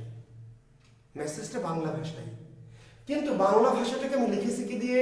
ইংরেজি হরফ দিয়ে। কেন ইংরেজি হরফ দিয়ে লিখেছি? কারণ আমার মোবাইলে বাংলা হরফ নাই। একজন হিন্দি ভাষী, তো সে কি করছে? বা হিন্দিতে আমি লিখবো আমার জানকে হিন্দি ভাষায়, তাহলে আমি লিখছি যে জান হাম তুমকো প্যার করেঙ্গে, হাম तुमको की प्यार करेंगे, तुमको बिना हम जी नहीं सकता। এখন এটা আমি কোন ভাষায় লিখছি শিক্ষার্থী বন্ধুরা? হিন্দি ভাষায় মেসেজটা লিখছি, হিন্দি ভাষায়, কিন্তু আসলে কোন হরফ নিয়েছি? ইংরেজি। ভাষাটা হিন্দি কিন্তু হরফটা কি? ইংরেজি। ভাষাটা বাংলা কিন্তু হরফটা ইংরেজি। কেন? কারণ আমার মোবাইলে ইংরেজি, বাংলা বা হিন্দি হরফ নাই বা ছিল না। তাহলে দেখেন, মুদ্রণ যন্ত্র বা টাইপ রাইটার, আপনারা সাধারণ জ্ঞানে পড়ছেন, টাইপ রাইটার প্রথম কিন্তু আবিষ্কার করে কারা? রোমানরা। এবং লিপি প্রথম আবিষ্কার করে কারা? রোমানরা। আপনারা জানেন কিনা লিপি রোমানদের হাতে, এবং টাইপ রাইটার। তো যখন পর্তুগিজ পাদ্রী মানুয়েল দা আসুনসাও 1743 সালে এই বইটা মুদ্রণ করবেন, তখন যে টাইপ রাইটার গুলি ছিল সেখানে পর্তুগিজ হরফ ছিল না। কি হরফ ছিল? রোমান হরফ। ফলে তারা পর্তুগিজ ভাষায় লিখেছিল ব্যাকরণটি, কিন্তু টাইপ করেছিল অর্থাৎ মুদ্রণ করেছিল কোন হরফ দিয়ে? রোমান হরফ দিয়ে। ক্লিয়ার কথাটি? অর্থাৎ পর্তুগিজ ভাষা, কিন্তু পর্তুগিজ ভাষাকে তারা প্রতিকায়িত করেছিল কোন লিপি বা কোন হরফ দিয়ে? রোমান হরফ দিয়ে। তাহলে ব্যাকরণটি কোন ভাষায় লেখা? বাংলা ভাষায়। সরি, কোন ভাষার ব্যাকরণ? বাংলা ভাষায়। কিন্তু বাংলা ভাষার ব্যাকরণটি কোন ভাষায় রচিত হয়েছে? পর্তুগিজ ভাষায়। কিন্তু এটি মুদ্রিত হয়েছে কোন হরফ দিয়ে? রোমান হরফ দিয়ে। ক্লিয়ার কথাটা? এখন এই ব্যাকরণটির নাম কি?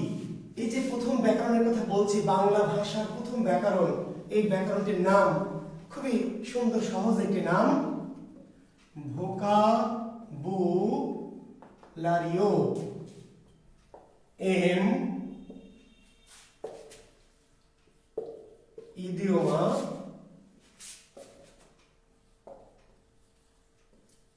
বেঙ্গালা ই পর্তুগিজ। বেঙ্গলের পর্তুগিজ ই বেঙ্গালা। ইডিওমা পর্তুগুইজ ই বেঙ্গালা ই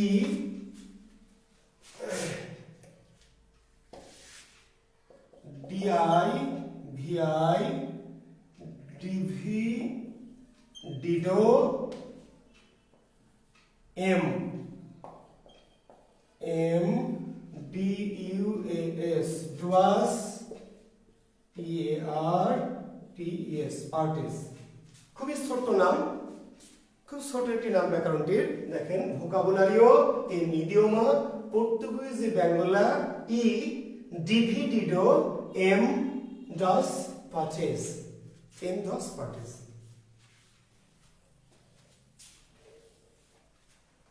বাংলা ভাষার প্রথম ব্যাকরণটির নাম ছিল ভোকাবুলারিও এম ইডিওমা পর্তুগিজ ই বাংলা ই ডিভিডিডো এম dos DUAS duas partes PARTES partes।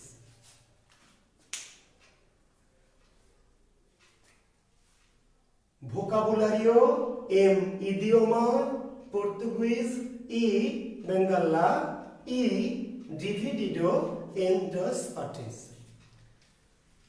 কোন কোন বইয়ে শুধু সেই পর্যন্ত দেওয়া আছে ভোকাবুলারিও ইডিওমা পর্তুগিজ বাংলা এই পর্যন্ত দেওয়া আছে পুরো নাম এই ব্যাকরণে। কিন্তু এত বড় নাম ধরে কি ডাকা সম্ভব এই ব্যাকরণটিকে?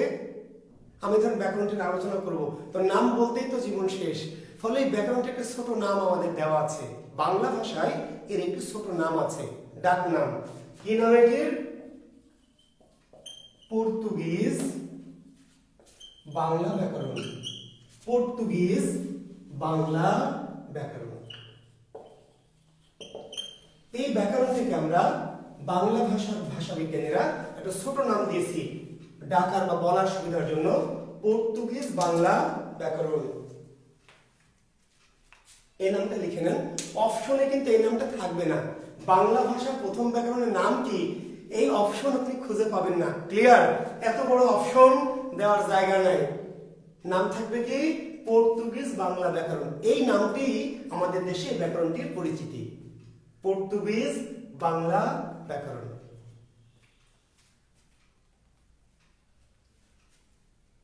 তো এই নামটি আমি জানিয়ে রাখলাম, এটির নাম আসলে এটি, কিন্তু এই নামটি এখন আর এই নাম ধরে এই ব্যাকরণটিকে কেউ ডাকেন। এই ব্যাকরণটির নাম হয়ে গেছে ছোট্ট একটি ডাকনাম, পর্তুগিজ বাংলা ব্যাকরণ। পর্তুগিজ বাংলা ব্যাকরণ। তো এই নামটা আশা করি কিন্তু লেখা হয়েছে, আমি মুছে দিচ্ছি। তাহলে বাংলা ভাষার প্রথম ব্যাকরণের নাম কি? এই নামটি মনে রাখবেন। হতাশ হওয়ার কোনো কারণ নাই যে স্যার এত বড় নাম কেমন মনে রাখবে, মনে রাখতে হবে না। আপনি মনে রাখবেন বাংলা ভাষার প্রথম ব্যাকরণের নাম কি? পর্তুগিজ বাংলা ব্যাকরণ। পর্তুগিজ বাংলা ব্যাকরণের রচয়িতাকে মানুয়েল দা আসুনসন। মানুয়েল দা আসুনসন রচিত ব্যাকরণের নাম কি? পর্তুগিজ বাংলা ব্যাকরণ। পর্তুগিজ বাংলা ব্যাকরণ কত সালে প্রকাশিত হয়েছে? 1743 সালে। কোথা থেকে প্রকাশিত হয়েছে? লিসবন থেকে। ক্লিয়ার? পর্তুগিজ বাংলা ব্যাকরণ কোন ভাষায় রচিত? পর্তুগিজ ভাষায়। কোন হরফে মুদ্রিত? রোমান হরফে। বলেন, এই কথাগুলো কি মোটামুটি মাথায় ঢুকলো? বাংলা ভাষার প্রথম ব্যাকরণ।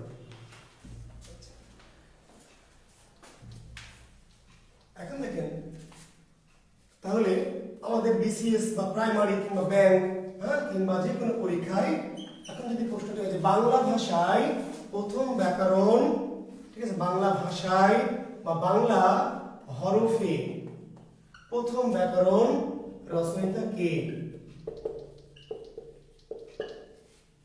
বাংলা ভাষায় বা বাংলা হরফে প্রথম ব্যাকরণ রচয়িতা কে? প্রশ্নের উত্তরটা কিন্তু চেঞ্জ হয়ে গেল। ওখানে ছিল বাংলা ভাষার, এই যে পার্থক্য, একটা হলো বাংলা ভাষার আর একটা বাংলা কি ভাষায়। শিক্ষার্থী বন্ধুরা, আপনি যদি পার্থক্যটা বুঝতে না পারেন তাহলে কিন্তু পরীক্ষা আটকে যাবেন। এগুলো বাংলা ভাষার ব্যাকরণ, কিন্তু বাংলা ভাষায় না, পর্তুগিজ ভাষায়। বাংলা ভাষার ব্যাকরণ কিন্তু বাংলা ভাষায় লেখা না, পর্তুগিজ ভাষায়। আর বাংলা ভাষায় বা বাংলা হরফে মুদ্রিত প্রথম ব্যাকরণের রচয়িতার নাম কি? NB. Halhed. NB. Halhed. NB. Halhed. NB. Halhed. Nathaniel Brassey Halhed. Nathaniel Brassey দিয়ে লিখতে হবে CY। Nathaniel Brassey Halhed. NB Halhed, Nathaniel Brassey Halhed, সংক্ষেপে আমরা বলি এনবি হ্যালহেড। বাংলা ভাষায় বা বাংলা হরফে প্রথম ব্যাকরণ রচয়িতা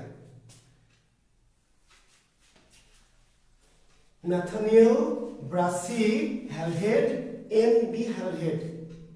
এই ব্যাকরণটির নাম a grammar of the Bengali language, a grammar of the Bengali language, a grammar of the Bengali language. তাহলে বাংলা ভাষায় রচিত প্রথম ব্যাকরণের নাম কি? এটি বাংলা ভাষায় বাংলা হরফে, a grammar of the Bengali language. যদিও ব্যাকরণটি পুরোপুরি বাংলায় না শিক্ষার্থী বন্ধুরা, পুরোপুরি বাংলায় না, বাংলার সাথে ইংরেজি মেশানো, কিন্তু তা সত্ত্বেও ইংলিশ মিডিয়ামে লেখা সত্ত্বেও এই ব্যাকরণটির মধ্যে বাংলা বর্ণকে প্রথম কি ব্যবহার করা হয়েছিল, বাংলা বর্ণগুলি এই ব্যাকরণের মধ্যে প্রথম কি ব্যবহার করেছিল। আর পর্তুগিজ যে বাংলা ব্যাকরণ, সেখানে কোনো বাংলা কোনো বর্ণও ছিল না, পুরো ব্যাকরণটি কি পর্তুগিজ ভাষায় এবং রোমান হরফ দিয়ে লেখা, বুঝতে পারলেন? তার মানে পর্তুগিজ ব্যাকরণে বাংলা কোনো বর্ণও ছিল না, বাংলা বর্ণগুলো লেখা ছিল কি দিয়ে? পর্তুগিজ ভাষা, রোমান হরফ দিয়ে। আর এই ব্যাকরণটি যদিও ইংরেজি ভাষায় লেখা, কিন্তু ইংরেজি ভাষায় লেখা সত্ত্বেও এই ব্যাকরণটির মধ্যে প্রথম বাংলা বর্ণগুলিকে কি লেখা হয়েছিল, বাংলা বর্ণ লেখা ছিল, ফলে এটি বাংলা ভাষায় বা বাংলা হরফে মুদ্রিত প্রথম ব্যাকরণ। বইতে রাজা রামমোহন পেয়েছে, তাই না, প্রথম বাঙালি, ভুল করছেন, রাজা রামমোহন পাবেন না। প্রথম বাঙালি কর্তৃক, প্রথম কোন বাঙালি বাংলা ব্যাকরণ লেখেন? রাজা রামমোহন। কিন্তু বাংলা ভাষায় প্রথম ব্যাকরণের রচয়িতা এনবি হ্যালহেড। আপনি যদি পান তাহলে তথ্যটা বুঝতে পারেননি অথবা মিস্টেক করেছেন। কত সালে এই ব্যাকরণটি? 1778 সালে। 1778 সালে এটা হুগলি থেকে এটি মুদ্রিত হয়। 1778 সালে হুগলি থেকে, যদি এটা নিয়ে একটু দ্বিমত ছিল, কোনো ব্যাকরণের মধ্যে ছিল গোয়া, ভারতের গোয়া থেকে, তবে ইদানিং গবেষকরা বলছেন যে এটি হলো ভারতের কি হুগলি। তাহলে এই grammar of the Bengali language কত সালে প্রকাশিত হয়? 1778 সালে। কোথা থেকে? হুগলি থেকে। বাংলা ভাষায় বা বাংলা হরফে মুদ্রিত ব্যাকরণ। কিন্তু ইনি বাঙালি নন, কিন্তু কে? ইংরেজ। তাহলে বাংলা ভাষায় প্রথম ব্যাকরণ লিখেছে কারা? পর্তুগিজরা। তারপরে বাংলা ভাষায় ব্যাকরণ লিখেছে কারা? ইংরেজরা। তাহলে বাঙালি, এরপরে বাঙালি ব্যাকরণবিদ, প্রথম বাঙালি ব্যাকরণবিদ বা বাঙালি প্রথম বাংলা ব্যাকরণ রচয়িতার নাম রাজা রামমোহন রায়। বাংলা ভাষায় তো বটেই, বাঙালি কর্তৃক রচিত, বাঙালি প্রথম কোন বাঙালি বাংলা ব্যাকরণ রচনা করেন? তার উত্তর হচ্ছে রাজা রামমোহন রায়। এবং মজার বিষয় আপনাদের বলি, যে তথ্যটা আপনি দিয়েছেন, আসলে রামমোহন রায় প্রথম যে বাংলা ব্যাকরণটা লিখেছিল সেটি কিন্তু পুরোটা ইংরেজি ভাষায়, বুঝতে পারলেন? এই যে 1826 সালে এই ভদ্রলোক বাংলা ব্যাকরণ লিখেছিল ইংরেজিতে, পুরো ইংরেজিতে। পরবর্তীতে তার মৃত্যুর বছর অর্থাৎ 1833 সালে এই বইটিকে বাংলা করা হয়। রামমোহন রায় প্রথম যখন ব্যাকরণটি লিখেছিল, এই ব্যাকরণটি কিন্তু ছিল ইংরেজি ভাষা 1826 সালে। এটা পরবর্তীতে 1833 সালে এই ব্যাকরণটিকে বাংলা করা হয়, তখন তার নাম দেওয়া হয় গৌড়ীয় ব্যাকরণ। তো এটিকে আমরা বলি যে বাঙালি কর্তৃক রচিত প্রথম ব্যাকরণ কোনটি? বাঙালি কর্তৃক গৌড়ীয় ব্যাকরণ। গৌড়ীয় ব্যাকরণ কত সালে রচিত হয়? উত্তর দেখবেন 1833 সালে, কারণ প্রথমে এটি আসলে ইংরেজি ভাষা 1826 সালে লেখা ছিল। কেউ কেউ দ্বিমত পোষণ করেছে 1826 সালে গৌড়ীয় ব্যাকরণ না, ইংরেজিতে লেখা ব্যাকরণ, বাংলা ভাষার ব্যাকরণ ইংরেজিতে লেখা। 1833 সালে এটি বাংলা করা হলো, তখন নাম হলো গৌড়ীয় ব্যাকরণ। সিম্পলি আপনি উত্তর দিবেন যে বাঙালি কর্তৃক রচিত প্রথম ব্যাকরণের নাম কি? গৌড়ীয় ব্যাকরণ। গৌড়ীয় ব্যাকরণ কত সালে প্রকাশিত হয়? উত্তর হচ্ছে 1833। রচয়িতাকে রাজা রামমোহন রায়। রাজা রামমোহন রায় রচিত ব্যাকরণের নাম কি? গৌড়ীয় ব্যাকরণ। বাঙালি কর্তৃক রচিত, বাঙালি কর্তৃক রচিত প্রথম বাংলা ব্যাকরণ। কিন্তু বাংলা ভাষায় প্রথম ব্যাকরণ grammar of the Bengali language. আমি আবার বলছি, যদি এই ব্যাকরণটি পুরোপুরি বাংলায় না, বাংলা ছিল, বাংলার সাথে ইংরেজি ছিল, কিন্তু বাংলা এখানে ছিল। গৌড়ীয় ব্যাকরণও প্রথম ইংরেজিতে লেখা হয়েছিল, পরবর্তীতে এটি আবার বাংলা করা হয়েছে। এরপরে অনেকেই বাংলা ভাষার ব্যাকরণ লিখেছে, তার মধ্যে এই তিনটি খুবই গুরুত্বপূর্ণ, কারণ এখান থেকে প্রায় প্রশ্ন হয়। কেন হয়? ওই যে কনফিউশন, ওই যে জায়গাগুলি কাছাকাছি, বাংলা ভাষার ব্যাকরণ, বাংলা ভাষায় বা বাংলা হরফে আর বাঙালি কর্তৃক রচিত ব্যাকরণ, তিনটি জিনিস। এরপরে ডক্টর মোহাম্মদ শহীদুল্লাহ, বাংলা ভাষার দুজন বড় ভাষাবিদের নাম বারবার বলছি, ডক্টর মোহাম্মদ কি শহীদুল্লাহ এবং ডক্টর সুনীতি কুমার, ডক্টর সুনীতি কুমার চট্টোপাধ্যায়। এই দুজন ভদ্রলোকের নাম বারবার মনে রাখতে হবে। তাহলে ডক্টর মোহাম্মদ শহীদুল্লাহ, তার ব্যাকরণের নাম হচ্ছে বাঙ্গালা ব্যাকরণ, বাঙ্গালা ব্যাকরণ। ডক্টর মোহাম্মদ শহীদুল্লাহ রচিত ব্যাকরণটির নাম কি? বাঙ্গালা ব্যাকরণ, বাঙ্গালা। আর ডক্টর সুনীতি কুমার চট্টোপাধ্যায়ের লেখা ব্যাকরণের নাম হচ্ছে ওই একই রকম, শুধু তার সাথে ভাষা প্রকাশ এই শব্দটি যুক্ত হয়েছে, ভাষা প্রকাশ বাঙ্গালা ব্যাকরণ। তাহলে ডক্টর শহীদুল্লাহ রচিত ব্যাকরণের নাম কি? বাঙ্গালা ব্যাকরণ, বাঙ্গালা ব্যাকরণ, বাংলা না কিন্তু কি বাঙ্গালা। আর ডক্টর সুনীতি কুমার চট্টোপাধ্যায় রচিত ব্যাকরণের নাম কি? ভাষা প্রকাশ বাঙ্গালা ব্যাকরণ।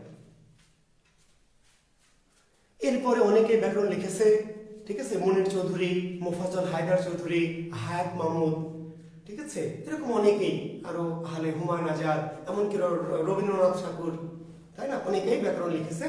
তো সেগুলি হয়তো আমরা আজকে, আমরা শুধু ব্যাকরণের ইতিহাস আজকে আলোচনা করলাম, ব্যাকরণের ইতিহাস, বিশেষ করে প্রথম তিনটি ব্যাকরণ আপনারা ভালো করে মনে রাখবেন। তার সাথে এই দুই ব্যাকরণবিদের নাম যদি বারবার আমরা বলবো, যত ব্যাকরণের আলোচনা করবো, ভাষার আলোচনা করবো, ডক্টর মোহাম্মদ শহীদুল্লাহ তার লেখা ব্যাকরণের নাম বাঙ্গালা ব্যাকরণ, আর ডক্টর সুনীতি কুমার চট্টোপাধ্যায় রচিত ব্যাকরণের নাম হচ্ছে ভাষা প্রকাশ বাংলা ব্যাকরণ।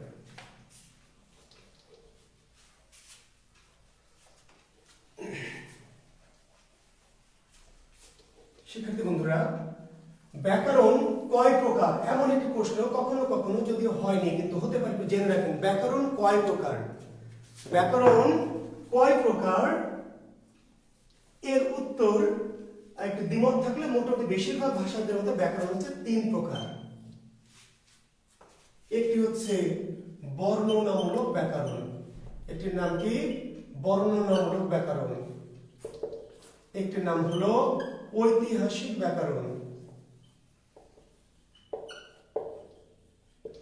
আরেকটির নাম তুলনামূলক ব্যাকরণ।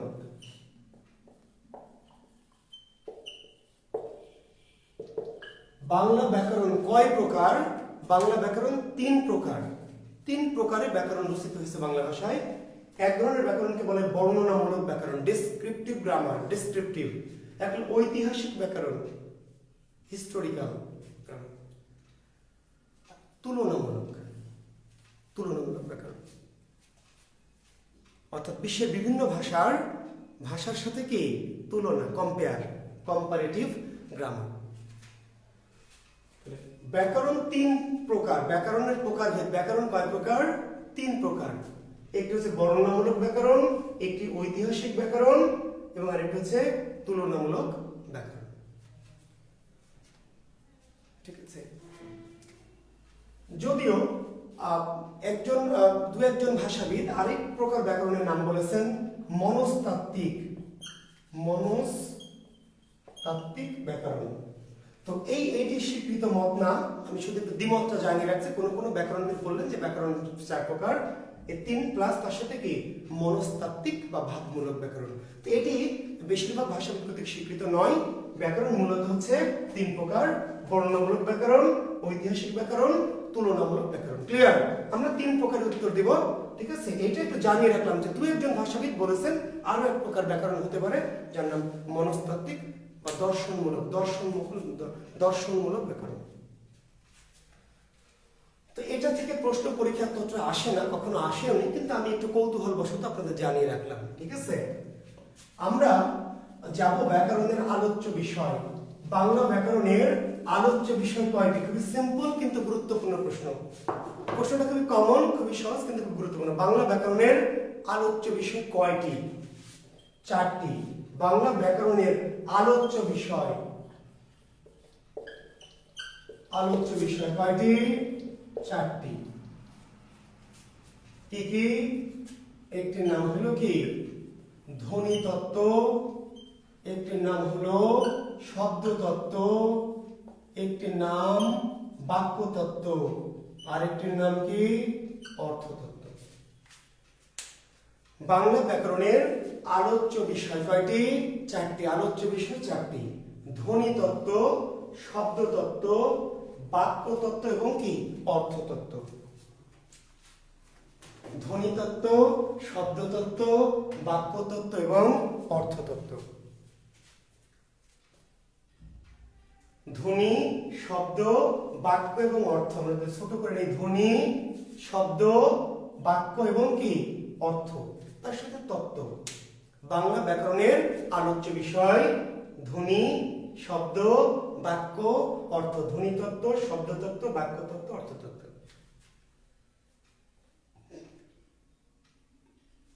এর বাইরে আরো দু একটি আলোচ্য বিষয় আছে, একটু নামটা বলে রাখি। একটির নাম হলো অভিধান তত্ত্ব, আর একটির নাম নন্দন তত্ত্ব। তাহলে আলোচ্য বিষয় কয়টি? তখন আবার বলবেন না যে ছয়টি। আলোচ্য বিষয় কয়টি? উত্তরে বলবেন কি চারটি। বাংলা ব্যাকরণের আলোচ্য বিষয় কয়টি? চারটি: ধ্বনি তত্ত্ব, শব্দ তত্ত্ব, বাক্য তত্ত্ব, অর্থ তত্ত্ব। কিন্তু আরো যে দুটো নাম দিলাম, এই দুটি আলোচ্য বিষয়কে বাংলা ব্যাকরণে বলা হয় গৌণ, গৌণ বা অপ্রধান আলোচ্য বিষয়। গৌণ বা অপ্রধান আলোচ্য বিষয়। তাহলে বাংলা ব্যাকরণের গৌণ আলোচ্য বিষয় কোনটি? বাংলা ব্যাকরণের অপ্রধান আলোচ্য বিষয় কোনটি? তার উত্তর অভিধান তত্ত্ব এবং কি নন্দন তত্ত্ব। আর মুখ্য আলোচ্য বিষয় কয়টি বা প্রধান আলোচ্য বিষয় কয়টি বা আলোচ্য বিষয় কয়টি? তার উত্তর চারটি। আলোচ্য বিষয় বলেও চারটি, মুখ্য আলোচ্য বা প্রধান আলোচ্য বিষয় বলেও চারটি। আর যদি গৌণ বা অপ্রধান আলোচ্য বিষয় বলে তখন অভিধান তত্ত্ব এবং কি নন্দন। ঠিক আছে শিক্ষার্থী বন্ধুরা? ধ্বনি তত্ত্বকে আবার বলা হয় ধ্বনি বিজ্ঞান। ধ্বনি তত্ত্বের অপর নাম কি? ধ্বনি বিজ্ঞান। ধ্বনি তত্ত্বের অপর নাম ধ্বনি বিজ্ঞান। শব্দ তত্ত্বের অপর নাম কি? অনেকে জানেন রূপ তত্ত্ব। সারের কোশ্চেনে পাওয়া যায় অনেক সময় যে শব্দ তত্ত্বের অপর নাম কি? রূপ তত্ত্ব। বাক্য তত্ত্বের অপর নাম কি? শিক্ষার্থী বন্ধুরা নিশ্চয় অনেকে জানেন পদক্রম। বাক্য তত্ত্বের অপর নাম পদক্রম। অর্থ তত্ত্বের অপর নাম কি? বাগর্থ তত্ত্ব। বাংলা ব্যাকরণের যে প্রধান বা মুখ্য চারটি আলোচ্য বিষয়: ধ্বনি তত্ত্বের অপর নাম ধ্বনি বিজ্ঞান, শব্দ তত্ত্বের অপর নাম রূপ তত্ত্ব, বাক্য তত্ত্বের অপর নাম পদক্রম এবং অর্থ তত্ত্বের অপর নাম কি? বাগর্থ তত্ত্ব। এখন প্রশ্নটি এমন হবে যে ধ্বনি তত্ত্বকে ইংরেজিতে কি বলা হয়? ধ্বনি তত্ত্বকে ইংরেজিতে কি বলা হয় বা ধ্বনি তত্ত্বের ইংরেজি নাম কি? তো ধ্বনি তত্ত্বকে ইংরেজিতে বলা হয় কি? ফোনেটিক্স। কি বলা হয়? PHONETICS, phonetics.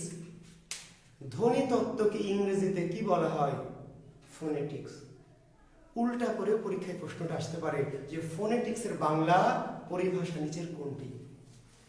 ধ্বনি তত্ত্বকে ইংরেজিতে কি বলা হয়? তার উত্তর ফোনেটিক্স। আর উল্টা করে বলবে যে ফোনেটিক্সের পরিভাষা কি বা পারিভাষিক শব্দ কোনটি? তাহলে ধ্বনি তত্ত্ব।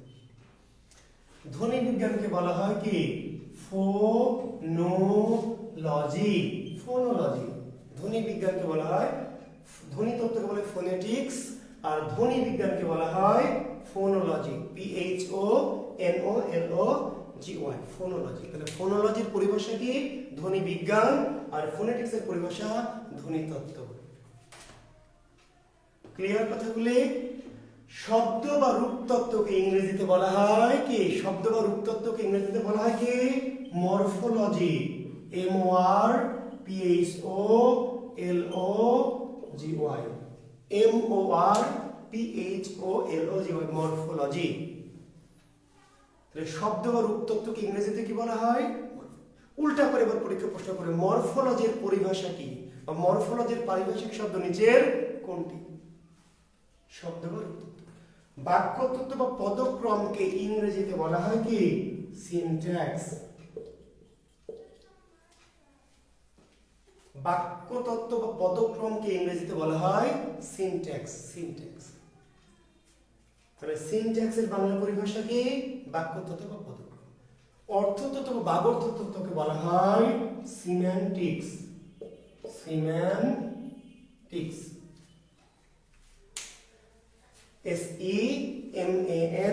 SEMANTICS, semantics. অর্থতত্ত্ব বা বাগর্থতত্ত্বকে ইংরেজিতে কি বলা হয়? সিম্যান্টিক্স। তাহলে যদি উল্টা করে বলে সিম্যান্টিক্সের বাংলা পরিভাষা কি? অর্থতত্ত্ব বা বাগর্থতত্ত্ব। ঠিক আছে। অভিধান তত্ত্বকে ইংরেজিতে বলা হয় লেক্সিকোগ্রাফি। অভিধান তত্ত্বকে ইংরেজিতে কি বলা হয়? লেক্সিকোগ্রাফি।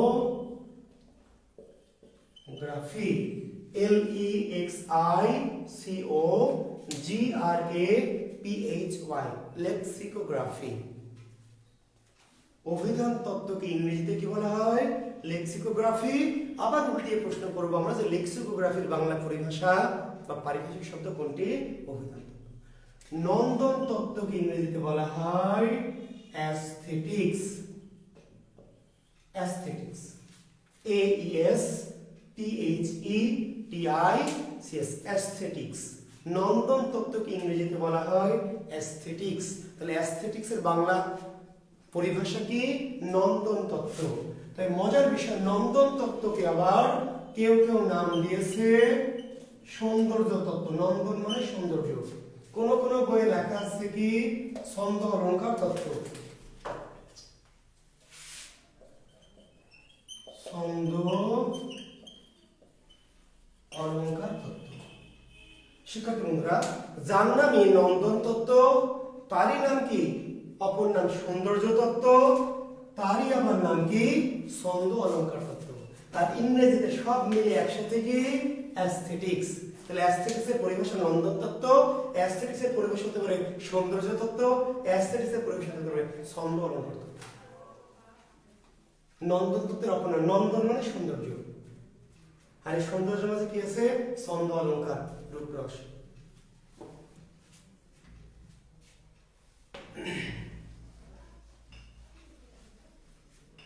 শিক্ষার্থী বন্ধুরা, এখন যারা বিশেষ করে বিশেষ পরীক্ষার্থী, সামনে 41 দুয়ারে পড়া নাড়ছে, যারা আছেন বিশেষ করে 41 বা 43 বিসিএস যারা, তাদের জন্য একটু বলে নেই।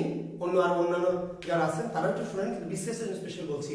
এই যে যতগুলি তত্ত্ব আছে, এই প্রত্যেকটি তত্ত্ব থেকে বিসিএস এর প্রশ্ন থাকবে এবং ভাগ করা থাকবে।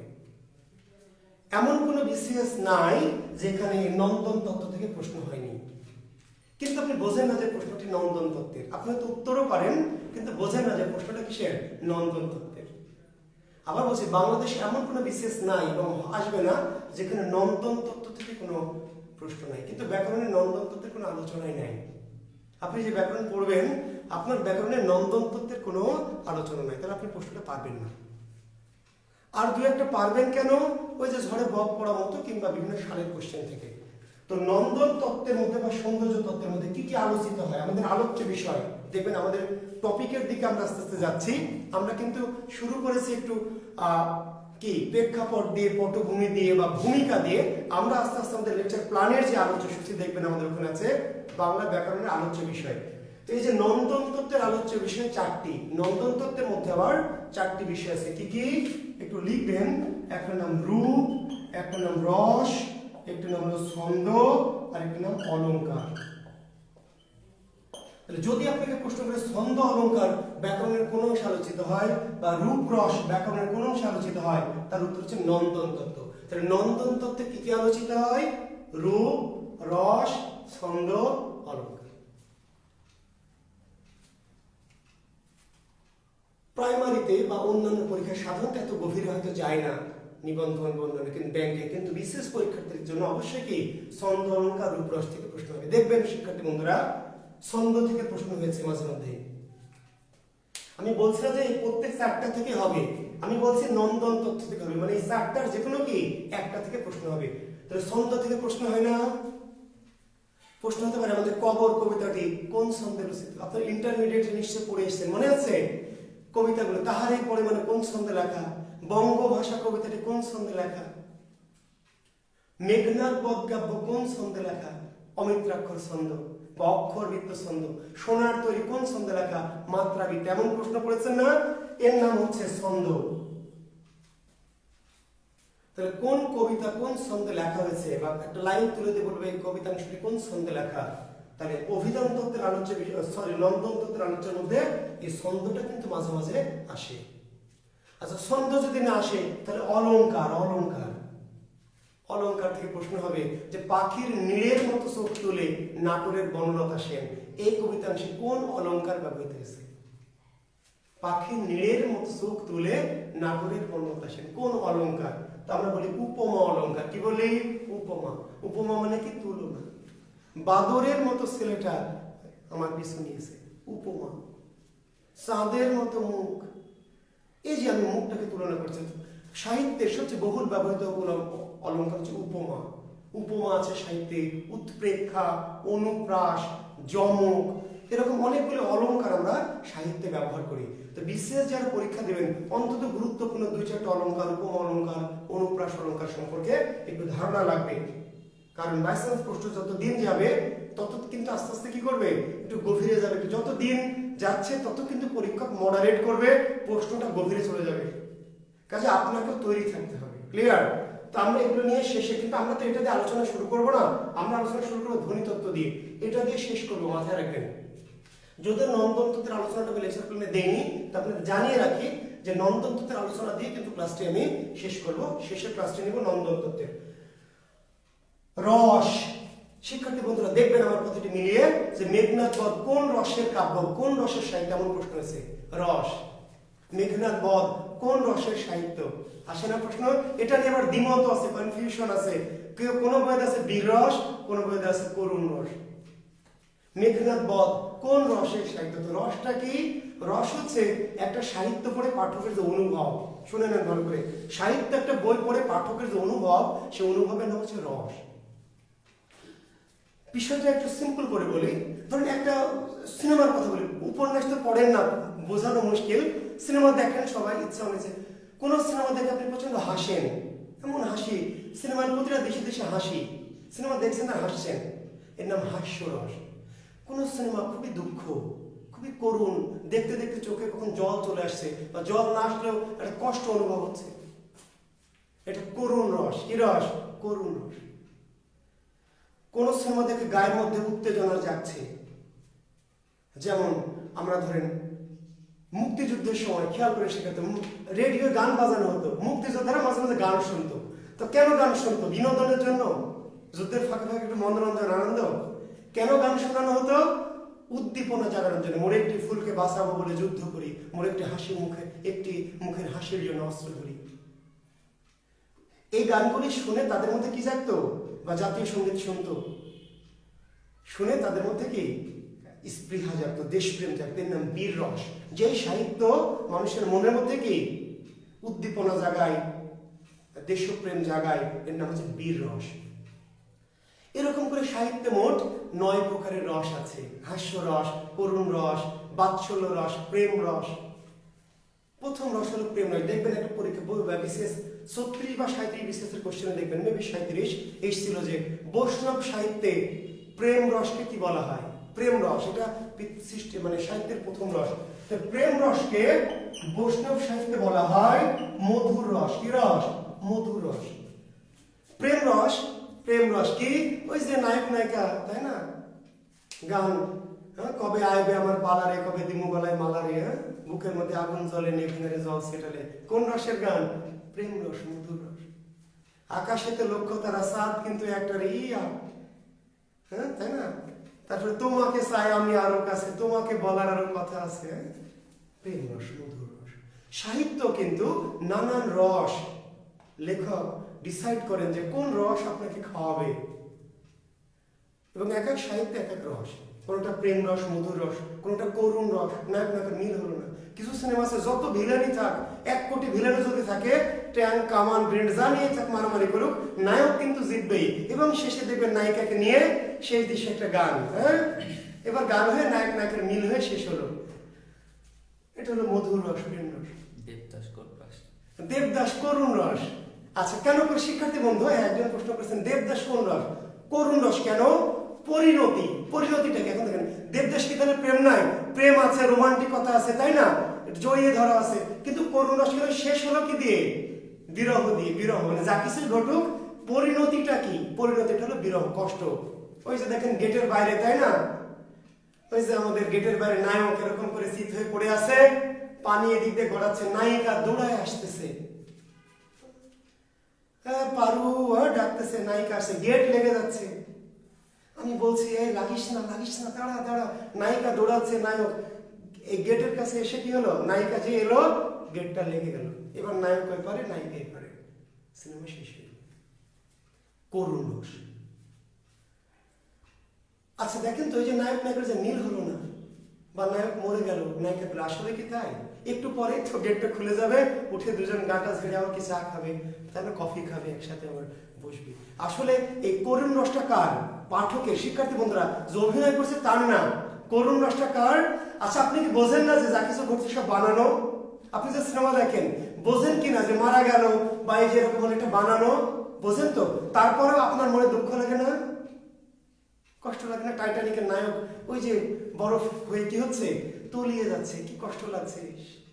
নায়িকাকে বাঁচিয়ে নায়ক হাতটা যেই খুলে দিল আর নায়ক পানিতে তলিয়ে যাচ্ছে, কি কষ্ট আমার। আহার, কষ্ট তো আমার, আসলে পাঠকের।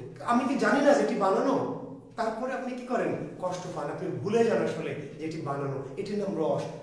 সাহিত্য আপনাকে ভুলে দেয় যে এটি আসলে বানানো, এটি সবই মানে কাল্পনিক।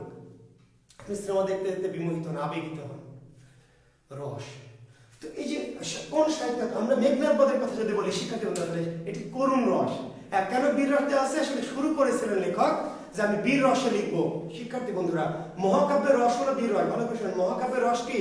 মহাকাব্য লিখতে হয় বীর রস, এটা হলো নিয়ম। মেঘনাদ বধ কবে মাইকেল বীর রসে লিখতে গিয়ে ব্যর্থ হয়েছেন। মেঘনাদ বধ কিন্তু শতভাগ সফল মহাকাব্য না, বাংলা সাহিত্যের মধ্যে মোটামুটি সফল। যেহেতু আর মহাকাব্য নাই, বাংলা সাহিত্যে সফল মহাকাব্য মেঘনাদ বধ।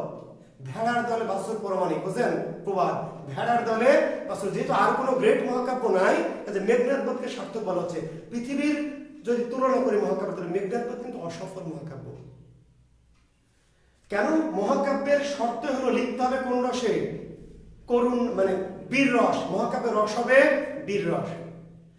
মাইকেল প্রথমে বলেওছিলেন যে গাহিবমা বীর রসে ভাসি মহাগীত, গাহিবমা বীর রসে ভাসি মহাগীত, কিন্তু তিনি প্রতিশ্রুতি রাখেননি। এবং দেখবেন মেঘনাদ বধ শুরু হয়েছে বীরবাহুর মৃত্যুর মধ্যে দিয়ে। যারা পড়েছেন পড়বেন, মেঘনাদ বধ কাব্যের কাহিনী শুরু হলো কি? মেঘনাদের ভাই বীরবাহু, বীরবাহুর মৃত্যুর মধ্য দিয়ে। রাবণ বিলাপ করছে, হা পুত্র, হা বীরবাহু, বীরেন্দ্র কিশোরী, কেমনে ধরিব প্রাণ তোমারে বিহনে। বীরবাহুর মৃত্যুতে পিতা রাবণ হাহাকার করছে, এবং কাহিনীটা শেষ হয়েছে মেঘনাদের মৃত্যুর হাহাকারের মধ্য দিয়ে।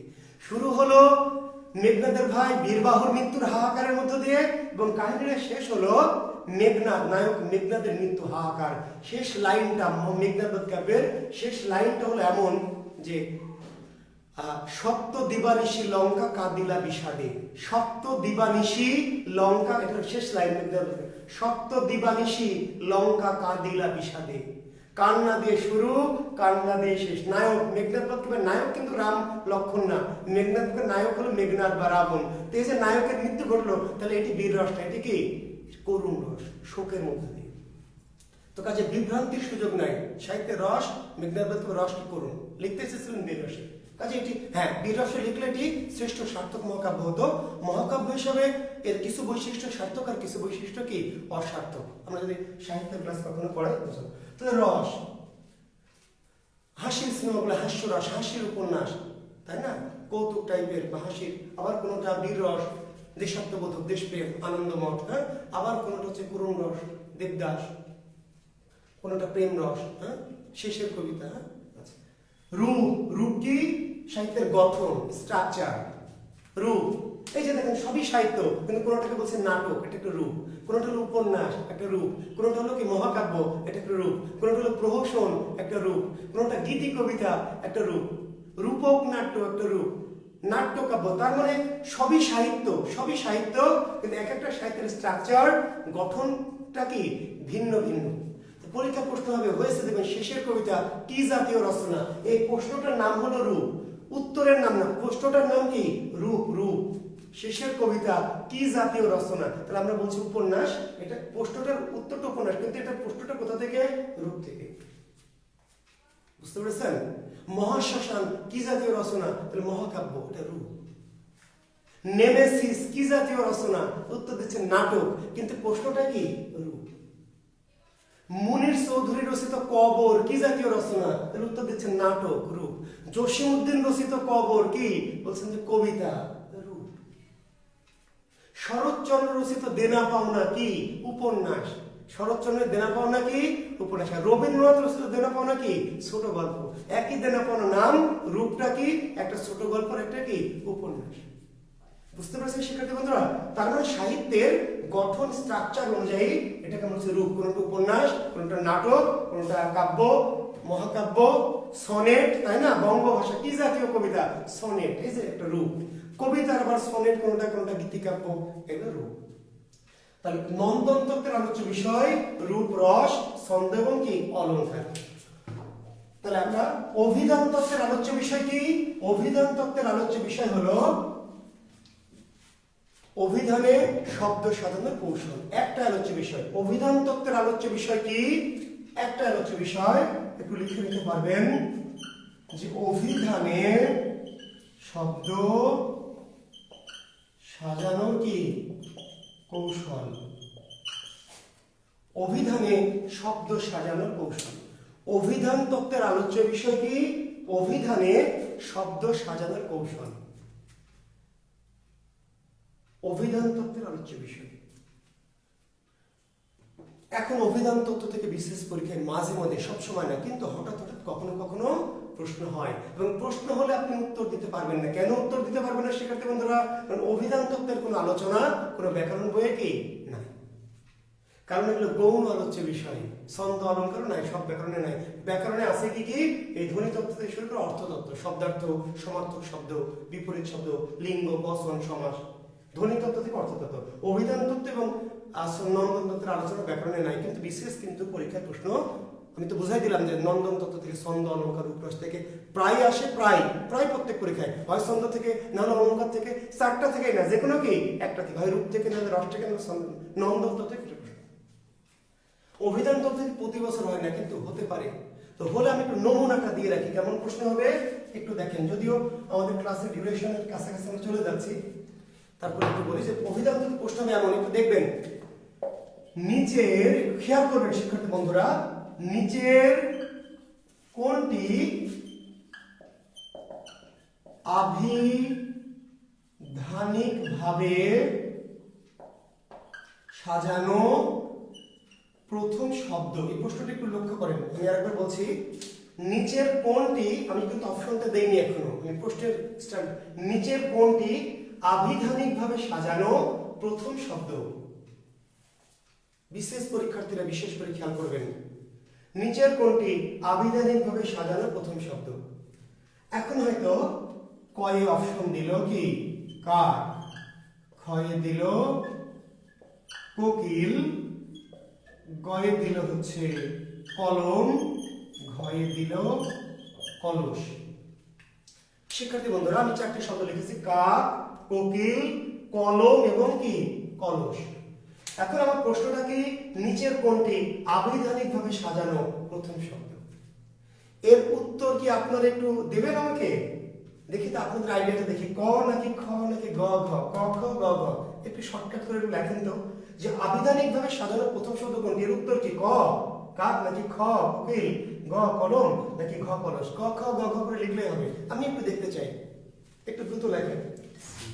হ্যাঁ, গ লিখছেন একজন, আচ্ছা ঠিক আছে। আর কেউ দেখো তো একই লিখছেন?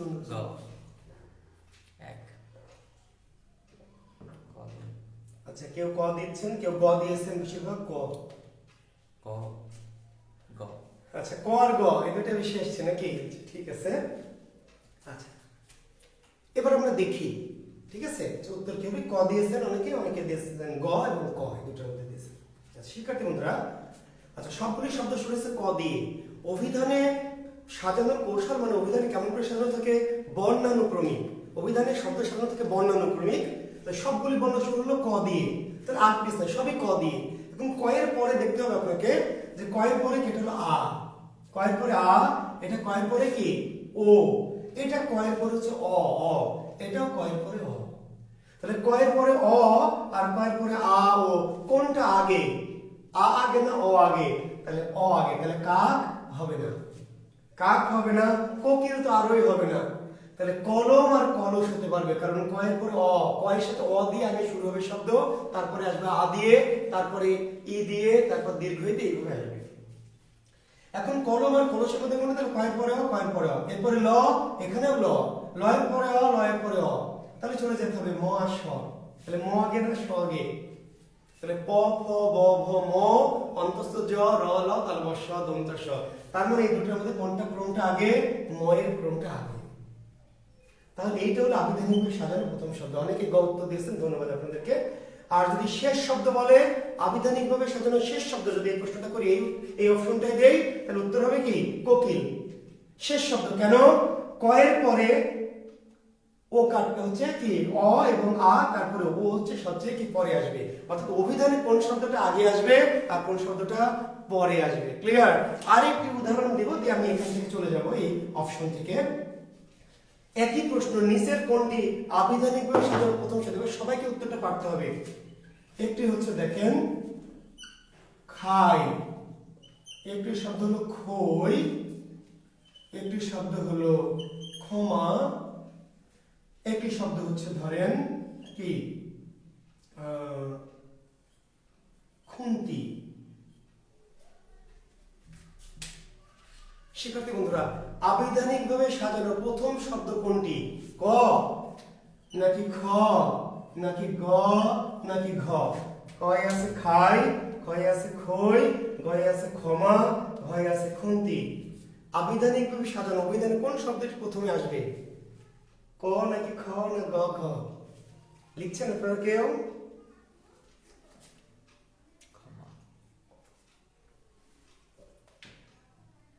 আর কেউ কোন উত্তর দিয়েছে? খ দিয়েছে একজন, একজন দিয়েছে গ। আর কেউ? চেক করছে, মানে যাচাই করছে সবাই। আচ্ছা, খ আর গ দিচ্ছেন অনেকেই। শিক্ষার্থী বন্ধুরা, সঠিক উত্তর হচ্ছে গ, ক্ষমা। এখন কেন শিক্ষার্থী বন্ধু দেখেন, এই এটা খ দিয়ে, এটা খ দিয়ে, এটা খ দিয়ে, এটা কিন্তু ক দিয়ে। কি দিয়ে? এই শব্দটা শুরু হয়েছে কি দিয়ে? ক দিয়ে। তাহলে খ দিয়ে শব্দ অভিধানে আগে থাকবে নাকি ক দিয়ে থাকবে?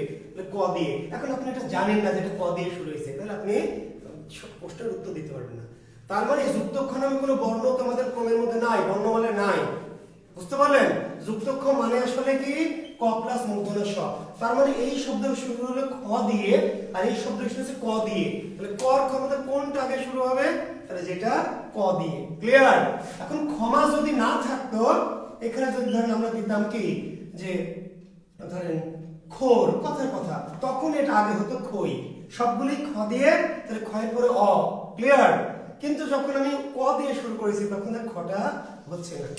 তো আমরা অভিধান তত্ত্বে অভিধানের সাজানোর কৌশল, অর্থাৎ কোন বর্ণটা আগে আর কোন বর্ণটা পরে, ক্লিয়ার আমরা চিন্তা। এটা অভিধান তত্ত্বের আলোচ্য বিষয়। এমন করে একটা না, অনেকগুলো দিক বলবো। নিচের কোনটি আবিধানিকভাবে সাজানো শুদ্ধ শব্দগুচ্ছ? অ্যাডমিশন টেস্টে এই ধরনের কোশ্চেন আসে, অনেক ছাত্র পারে না, সিম্পল কিন্তু পারে না, কেন বোঝে না। নিচের কোনটি আবিধানিকভাবে সাজানো শুদ্ধ শব্দগুচ্ছ? এবার চারটায় দিয়েছে, কাক, কোকিল, কলা, কুত্তা, কুত্তা, কলা, কোকিল, কাক। চারটি বারবার এলোমেলো করে দিয়েছে। ঠিক আছে? খাই, খেজুর, খুদ, ক্ষমা, ক্ষমা, খাই, খেজুর, খল। তার মানে কি করছে? চারটি শব্দকে এলোমেলো করে দিয়েছে, বোঝাতে চেয়েছে কোনটি আবিধানিকভাবে সাজানো শুদ্ধ, মানে আবিধানিকভাবে কোনটাতে কি করা আছে, সিরিয়ালটা ঠিকমতো মেইনটেইন করা আছে। তাহলে আপনাদের কি বর্ণানুক্রমিক, কি অনুযায়ী? বর্ণানুক্রমিক। ঠিক আছে? একটু আশা করছি আমি পরে আরো একটু বোঝানোর চেষ্টা করব। আমরা এবার শেষ করব এই আলোচ্য বিষয়গুলি বলে আমি আজকের মতো ক্লাস শেষ করব। আগামী দিন থেকে আমাদের প্রথম ক্লাস। আজকে কিন্তু ক্লাস নয়, আগামী দিন কোনো পরীক্ষা না শিক্ষার্থী বন্ধুরা। আজকে আমি অনেক বিস্তৃত একটু প্রেক্ষাপট আলোচনা করেছি। আগামী ক্লাসের পর থেকে পরীক্ষা শুরু হবে। লেকচার 1টা আজকে পুরোপুরি আমি করলাম না, আমি একটু প্রেক্ষাপটটা বিস্তৃত আলোচনা করেছি। আমাদের দেখেন স্বরবর্ণের আলোচনা আজকে আমি যাচ্ছি না, আগামী দিন থেকে আমরা মূল আলোচনায় যাব। আমি শুধু আজকে একটু আলোচনা করে রাখছি। আচ্ছা, 5 মিনিট কি নিব না? আচ্ছা দেখেন, অর্থতত্ত্বের আলোচ্য বিষয় কি? আলোচ্য বিষয় পরীক্ষায় অর্থতত্ত্বের আলোচ্য বিষয় কি? খুবই সিম্পল। অর্থতত্ত্বে আলোচিত হয় কি? অর্থ। কি কি? যেমন ধরেন অর্থতত্ত্বে আলোচিত হয় শব্দার্থ, অর্থতত্ত্বে আলোচিত হয় বিপরীতার্থক শব্দ, বিপরীতার্থক। এই বিপরীতার্থক শব্দ। অর্থতত্ত্বে আলোচিত হয় সমার্থক শব্দ, অর্থতত্ত্বে আলোচিত হয়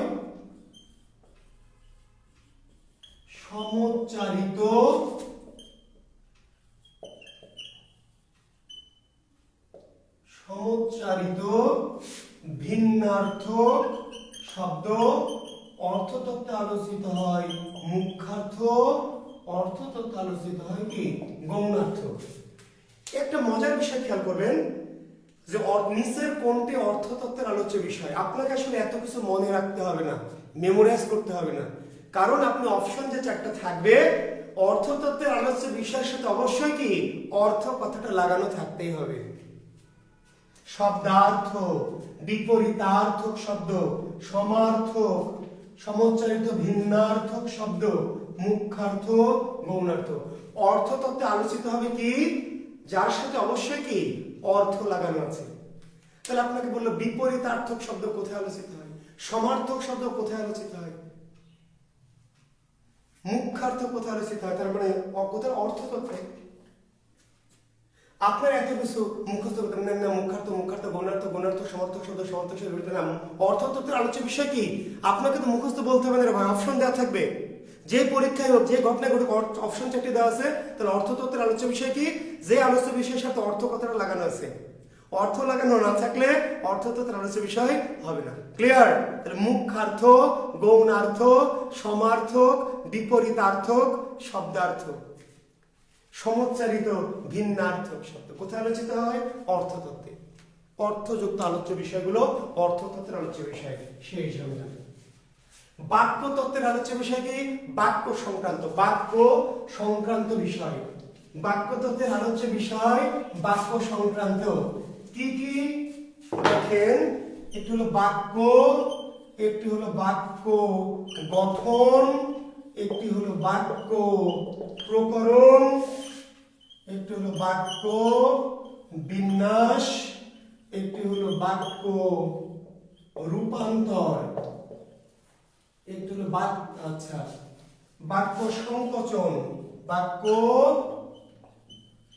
সংকোচন, একটি হলো বাচ্য, একটি হচ্ছে বাগধারা,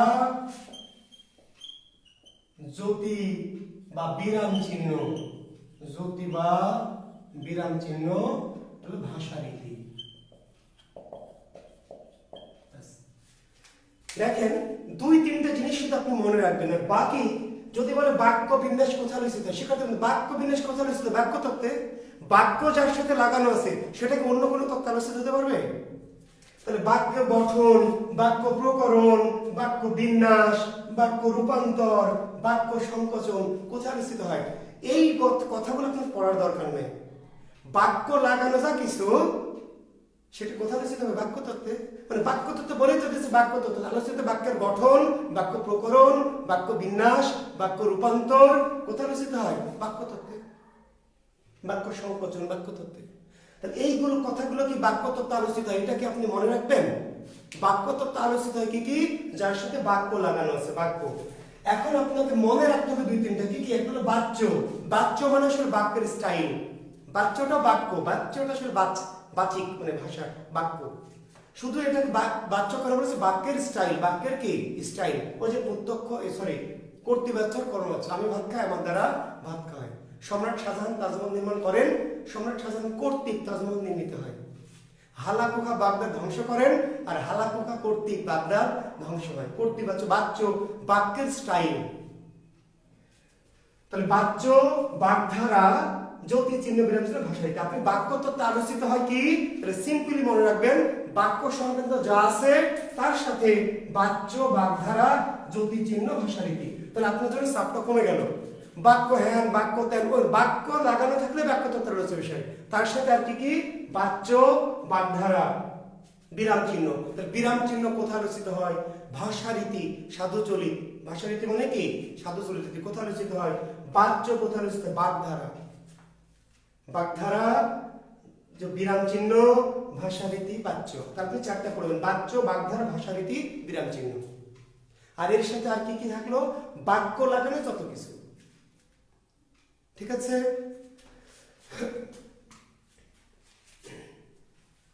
আরেকটা জিনিস এখানে একটু লিখবেন, পদ সংস্থাপন। পদ সংস্থাপন, সরি এটা লিখবেন, বাক্যে পদ সংস্থাপন। বাক্যে, হ্যাঁ পরে লিখবো, আচ্ছা ঠিক আছে, এখানে একটু লিখছি, বাক্যে পদ সংস্থাপন।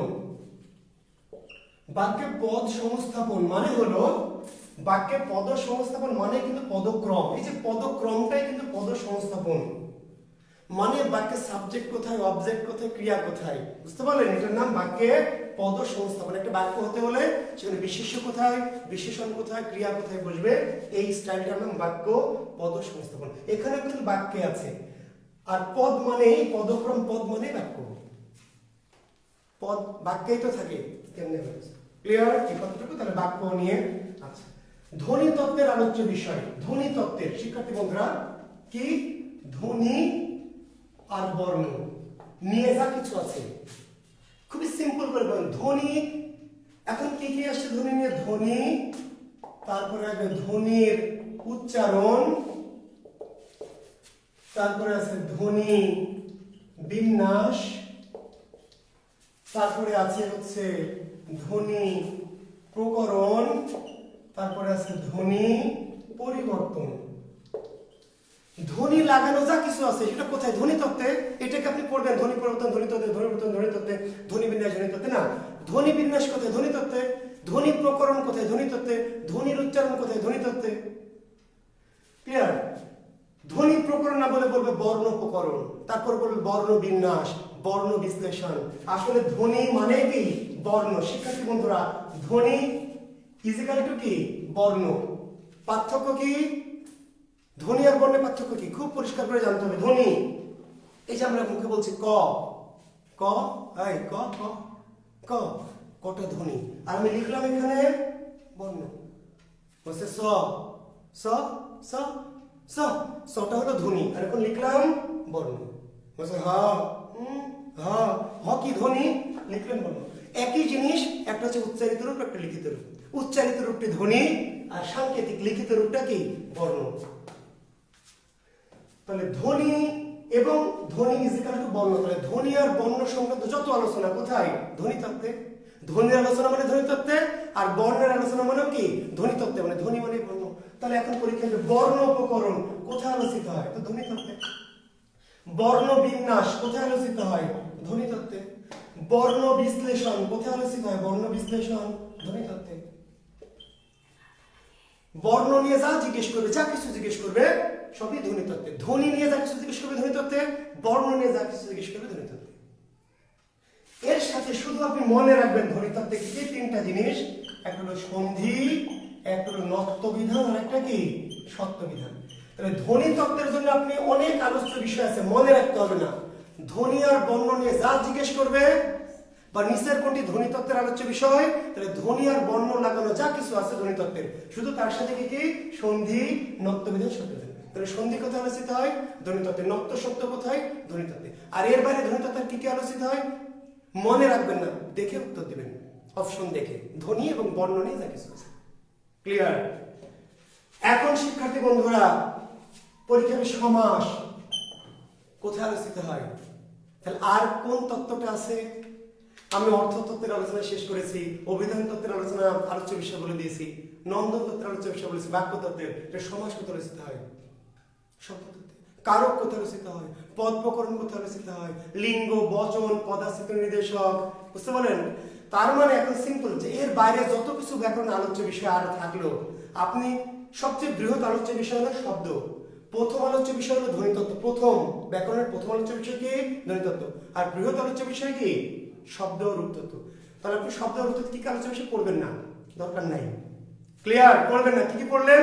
আমি আরেকবার বলছি, অর্থতত্ত্বে অর্থ সংক্রান্ত আলোচ্য বিষয় অর্থতত্ত্বে, বাক্য সংক্রান্ত আলোচ্য বিষয় কি? বাক্যতত্ত্বে, ধ্বনি আর বর্ণ সংক্রান্ত আলোচ্য বিষয় ধ্বনিতত্ত্বে। এর বাইরে ব্যাকরণের যা কিছু থাকলো কারক, সমাস, লিঙ্গ, বচন, পদার্থ নির্দেশক, উপসর্গ, অনুসর্গ, প্রত্যয়, বিভক্তি, ক্রিয়া, কোথায় রচিত হয়, যা কিছু জিজ্ঞেস করবে সবই কি শব্দভার উত্তর। ক্লিয়ার? আর দেখবেন, আর বই একটু সাজেস্ট করার কথা বলেছেন অনেকেই, আমি আজকে আর লিখে দিচ্ছি না, আজকে যেহেতু অনেক কথা বলেছে, অনেক সময় চলে গেছে আমাদের।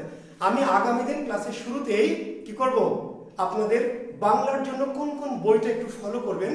আর একটি কথা বলছি, আপনার এই বিশ্বাসটা আমাকে নিশ্চয় করেছেন বলে আমার ক্লাসে এসেছেন, আমি শুধু একটু নিশ্চয়তা দিচ্ছি যে আমার ক্লাসগুলি যদি নিয়মিত করেন ইনশাল্লাহ, তাহলে আমি এমনভাবে কোর্সটা আমি করাবো আপনাদের যে বাংলাদেশের কোনো পরীক্ষায় আমার আলোচনার বাইরে কোনো প্রশ্ন ইনশাল্লাহ হবে না, এইটুকু বিশ্বাস রাখেন এবং আমার ক্লাসগুলি করেন। আমার ধারণা যে আপনি একসময় বলবেন যে স্যার এটুকু বলতে হবে, গ্লোবালাইজেশন যুগ পৃথিবীতে এখন ফেসবুক নেটওয়ার্ক, আপনাকে একসময় স্বীকার করতে হবে। আমি এইটুকু প্রত্যয় দিচ্ছি যে অবশ্যই আমার 25টি ক্লাস যেদিন শেষ করবেন, আমি দু একটা বেশিও নিতে পারি, আমার 26-27টিও নিতে পারি, 30টিও নিতে পারি, আমি 25টি বলেছি কিন্তু আমি আরো 2টি ক্লাস নিতে পারি। আমার ক্লাসগুলি শেষ হলে আপনি নিশ্চয়ই বাংলা ব্যাকরণ সম্পর্কে আপনার একটা পরিষ্কার স্বচ্ছ ধারণা হবে, এইটুকু আমি নিশ্চয়তা দিচ্ছি। তো একটু ক্লাসগুলি করবেন, প্রয়োজনে এই ক্লাসগুলি রিপিট ক্লাস হিসেবে ভিডিও থেকে যাবে, আপনারা আরো 2-একবার পরে শুনবেন, শুনে জিনিসগুলো একটু মাথায় ভালো করে নেবেন, ঠিক আছে? তো শিক্ষার্থী বন্ধুরা, আগামী ক্লাসে আমরা শুরু করব ধ্বনিতত্ত্বের বর্ণ আলোচনা দিয়ে, কিন্তু শুরুতেই আমি মনে করে দেবেন আমি একটু বাংলা কি কি সহায়ক গ্রন্থ একটু আপনারা রাখবেন, একটু দেখবেন, সেগুলো আমি শুরুতে বলে দেব। আজকে আর বলছি না, আজকে প্রথম দিন। হ্যাঁ, আচ্ছা, নেক্সট ক্লাস হচ্ছে আজকে কি বার? শনিবার, তাহলে সোমবারে, আগামী সোমবার রাত 9টায়। শিক্ষার্থী বন্ধুরা, আপাতত আমাদের ক্লাস শনি, সোম, বুধ রাত 9টা। তারপরে আমরা ইংরেজি ম্যাথের ক্লাস, রিয়াদ স্যারের যে ক্লাসগুলি চলছে সেই ক্লাসগুলি যদি শেষ হয়ে যায় তাহলে শুক্রবার করে আমি ইনক্লুড করব। আর যদি আগে ইনক্লুড করতে হয় তাহলে টাইমটা হয়তো একটু গণিতের চেয়ে আমার একটু আগ পিস করে টাইমটা সাজাবো। আপাতত শনি, সোম, বুধই চলবে, প্রয়োজন হলে আমি শুক্রবারটা যুক্ত করব। সেই ক্ষেত্রে গণিতের কোর্সটি চালু থাকলে ওই টাইমের যে আগে পিছে কোনো একটা টাইম বেছে নিয়ে আমরা দিব। আপাতত শনি, সোম, বুধ, ঠিক আছে? তাহলে আগামী সোমবার রাত 9টায় আমরা নেক্সট ক্লাসে আসছি। আর যেই দিন যেটুকু আলোচনা করছি শিক্ষার্থী বন্ধুরা, বাসায় আরেকবার বা ফ্রি সময় আরেকবার একটু এগুলো হ্যান্ড নোট, আমার নোটটাই হোক অথবা ক্লাসটা আরেকবার দেখে একটু আর লেকচার শিট ওইভাবে আসলে দেওয়া সম্ভব হবে না, তারপর শেষের দিকে যদি কিছু পিডিএফ ফাইল একটা দিতে পারি দিব। আর আসলে বইগুলো রেফারেন্স করছি, ওই সহায়ক বইগুলি ধরে নেন যে আর একটু হ্যান্ড নোট করবেন, আর সহায়ক বইগুলি আসলে নোট, ওই বই থেকেই তো আমরা এদিক ওদিক করে একটা নোট হয়তো কোচিংগুলি দেয়, নতুন তথ্য তো ভাই আবিষ্কার করে না। তারপরেও যদি কিছু পিডিএফ কিছু নোট দেওয়া সম্ভব হয় আমি চেষ্টা করব। ক্লিয়ার? তো ভালো থাকবেন সবাই, সবার জন্য। রিপিট ক্লাসের কোনো সময় থাকবে কিনা? না, সব সময় দেখা যাবে, সব সময় দেখা যাবে রিপিট ক্লাস। মানে এই যে ক্লাসটি হয়ে গেল এখন লাইভ ক্লাস, বাট এরপরে আপনি যখন মন চাই তখন এই ক্লাসটা খুলে দেখতে পারবেন। ক্লিয়ার? যে কোনো সময়। ওকে, তো ধন্যবাদ, শুভরাত্রি, ভালো থাকবেন, আল্লাহ।